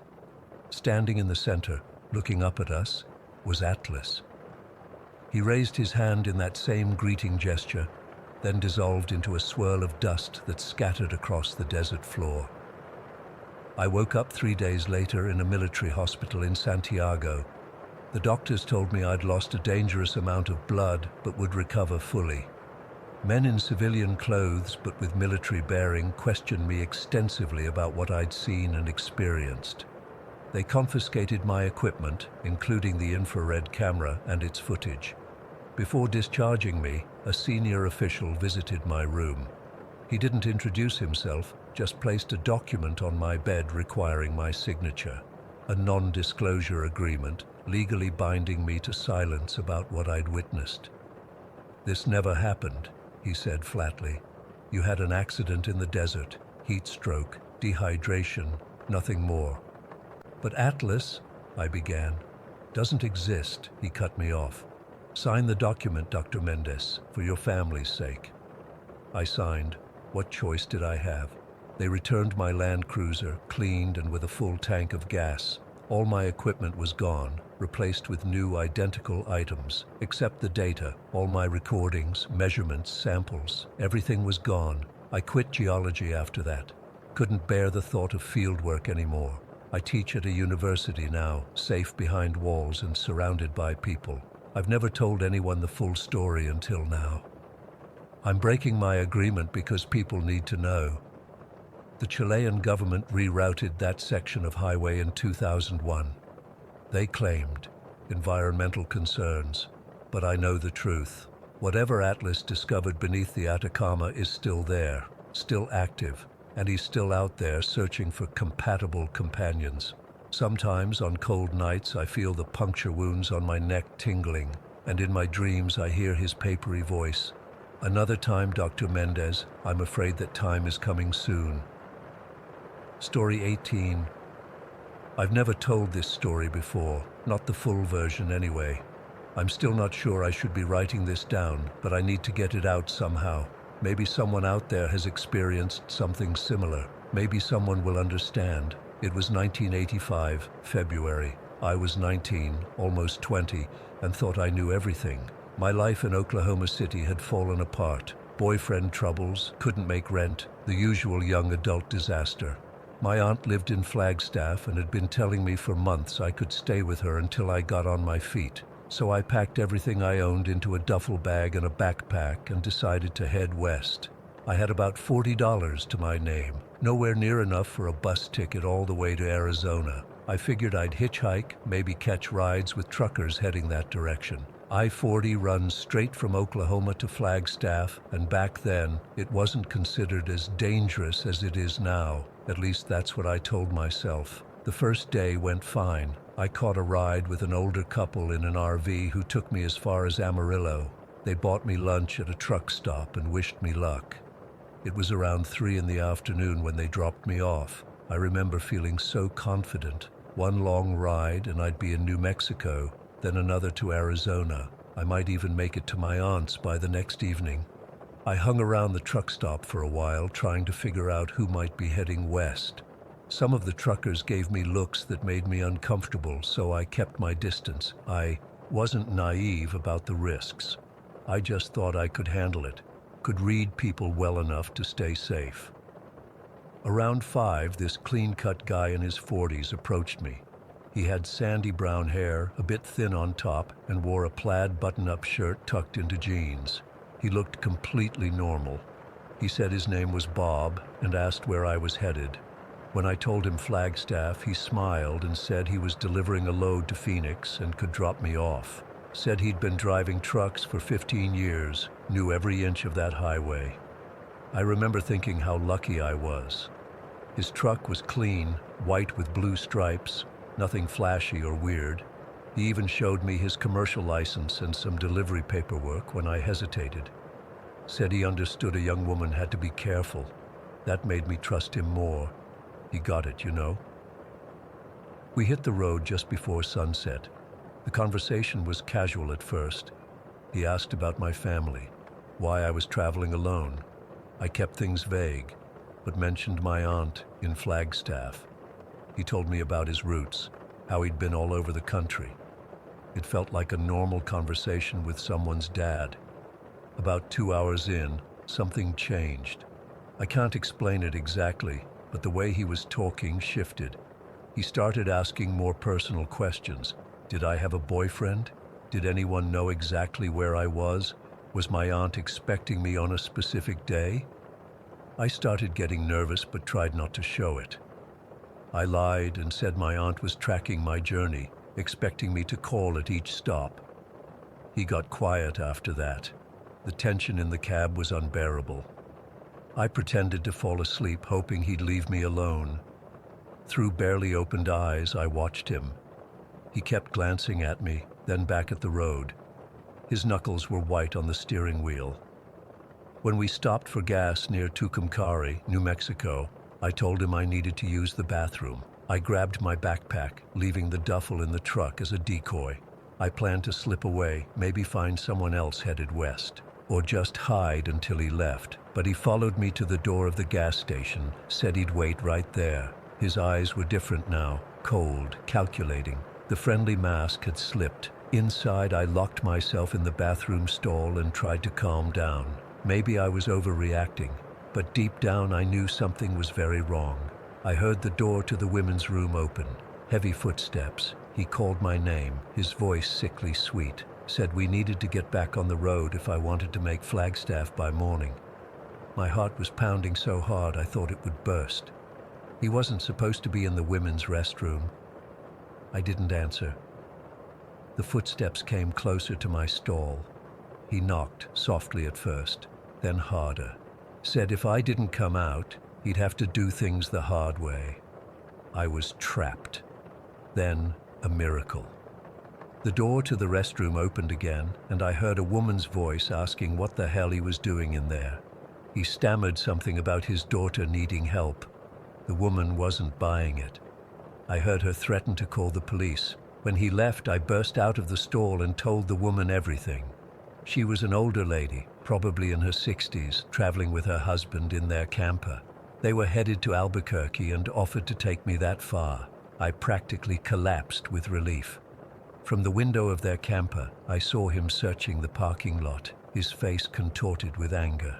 The old couple, Ellen and Frank, insisted on reporting him to the state police. We gave a description of him and his truck, but with no license plate number and only my word about what happened. I don't think they took it very seriously. Probably thought I was just a runaway making up stories. Ellen and Frank dropped me at the bus station in Albuquerque the next morning. Ellen pressed some money into my hand, enough for a ticket to Flagstaff. She made me promise never to hitchhike again. I kept that promise. I tried to forget about Bob, told myself I'd overreacted. Maybe he was. Just weird, not dangerous. I settled in with my aunt, got a job at a diner, started community college classes that fall. Life moved on. Then, in August, I saw a small article in the Arizona Daily Sun. They'd found a body off I-40, about 30 miles outside Flagstaff. A young woman, they said. She'd been missing since February, from Oklahoma originally. They weren't releasing the name until family was notified. I felt sick reading it, couldn't stop thinking about it. A week later, they published her name, Deborah Davis, 20 years old, last seen at a truck stop near Amarillo. They believed she'd been kept alive for days before she died. The details were sparse but horrifying. I kept that newspaper for years, hidden in my closet. Every time I looked at her name, I thought, that could have been me, should have been me. Why was I spared when she wasn't? For years, I jumped at shadows, couldn't drive on highways without panic attacks, dropped out of college. My aunt thought I was suffering from some kind of delayed reaction to whatever had happened back in Oklahoma. I never told her the truth. What was I supposed to say? That I'd narrowly escaped a killer? That someone died in my place? It sounded crazy. 5 years passed. I was working at a bookstore in Flagstaff, had my own apartment, was finally starting to feel normal again. Then one April morning in 1990, I opened the newspaper and nearly fainted in my kitchen. There was his face, older, hair thinner, but unmistakably him. Robert Ben Rhodes, arrested on I-10 near Casa Grande. They'd found a woman handcuffed in his sleeper cab. Inside his truck were restraints, torture devices, photographs of victims. The article mentioned other known victims. A teenage runaway named Regina, a couple named Patricia and Douglas. They suspected dozens more. The details were sickeningly familiar. He targeted travelers along I-40. His truck was his weapon, modified with locks that couldn't be opened from inside. Disabled CB radio. He'd abduct women in one state and dump their bodies hundreds of miles away. I sat on my kitchen floor for hours that day, shaking. Everything I'd feared was true. He wasn't just a creep, he was a monster, and I'd been alone in his truck, heading into the emptiest stretches of New Mexico and Arizona. If that woman hadn't come into the bathroom when she did, I called the FBI tip line they'd set up for the case, told them everything. They seemed interested, especially in the timing. February '85 matched Deborah Davis's disappearance. They took my information, said someone would contact me. A week later, 2 agents interviewed me. They showed me photos, Rhodes's truck, his license, his routes. Asked if I recognized anything. I did. It was all the same. They asked if I'd testify if needed. I said yes, though the thought terrified me. In the end, they never called me to testify. They had enough evidence without me, the woman they'd rescued alive, the photographs, physical evidence from his truck. Rhodes eventually confessed to some murders in exchange for avoiding the death penalty. I don't know if Deborah Davis was one of them. I never had the courage to find out. I still think about her. Wonder if she was scared when she climbed into his truck. If she had family waiting somewhere, worried about her. If she fought back. I hope she did. I moved away from Flagstaff years ago, couldn't stand being so close to where they found her body. I avoid I-40 like the plague. Haven't hitchhiked since that day. Haven't even been in a semi-truck. When I see them on the highway, I feel that same paralyzing fear creep back. Sometimes I dream about that gas station bathroom. In the dream, the door never opens. The woman never comes. He finds a way into my stall. I always wake up screaming, drenched in sweat. I know I should be grateful. I survived when others didn't. But there's this guilt that never goes away. Why me? Why did I get to walk away when Deborah didn't? When Regina didn't? When so many others didn't? The news says they think he killed over 50 women. 50. And they'll probably never identify all of them. Just lost souls who disappeared along America's highways, forgotten by everyone except the families, still wondering where they went. I think about Ellen and Frank sometimes, too. Wonder if they ever realized what they did that night, that they saved my life just by being decent people who stopped to help a stranger. I wish I could find them, thank them. Tell them that their kindness mattered more than they could ever know. It's been over 30 years now, but I still check the locks 3 times before bed. Still can't sleep with the windows open, even in summer. Still scan parking lots before getting out of my car. Still feel like I'm being watched sometimes. I don't know why I'm writing this now. Maybe because they're making all these documentaries about serial killers, turning monsters into celebrities. Maybe because people have forgotten how dangerous the highways used to be for women traveling alone. Or maybe because I finally need someone to understand what it's like to have brushed against pure evil and somehow walked away. Whatever the reason, now you know. My ghost isn't someone who died. It's the life I almost lost and the death I narrowly escaped. It's wondering forever what made the difference between me and Deborah Davis. Just timing and luck, just a stranger who happened to walk into a bathroom at exactly the right moment.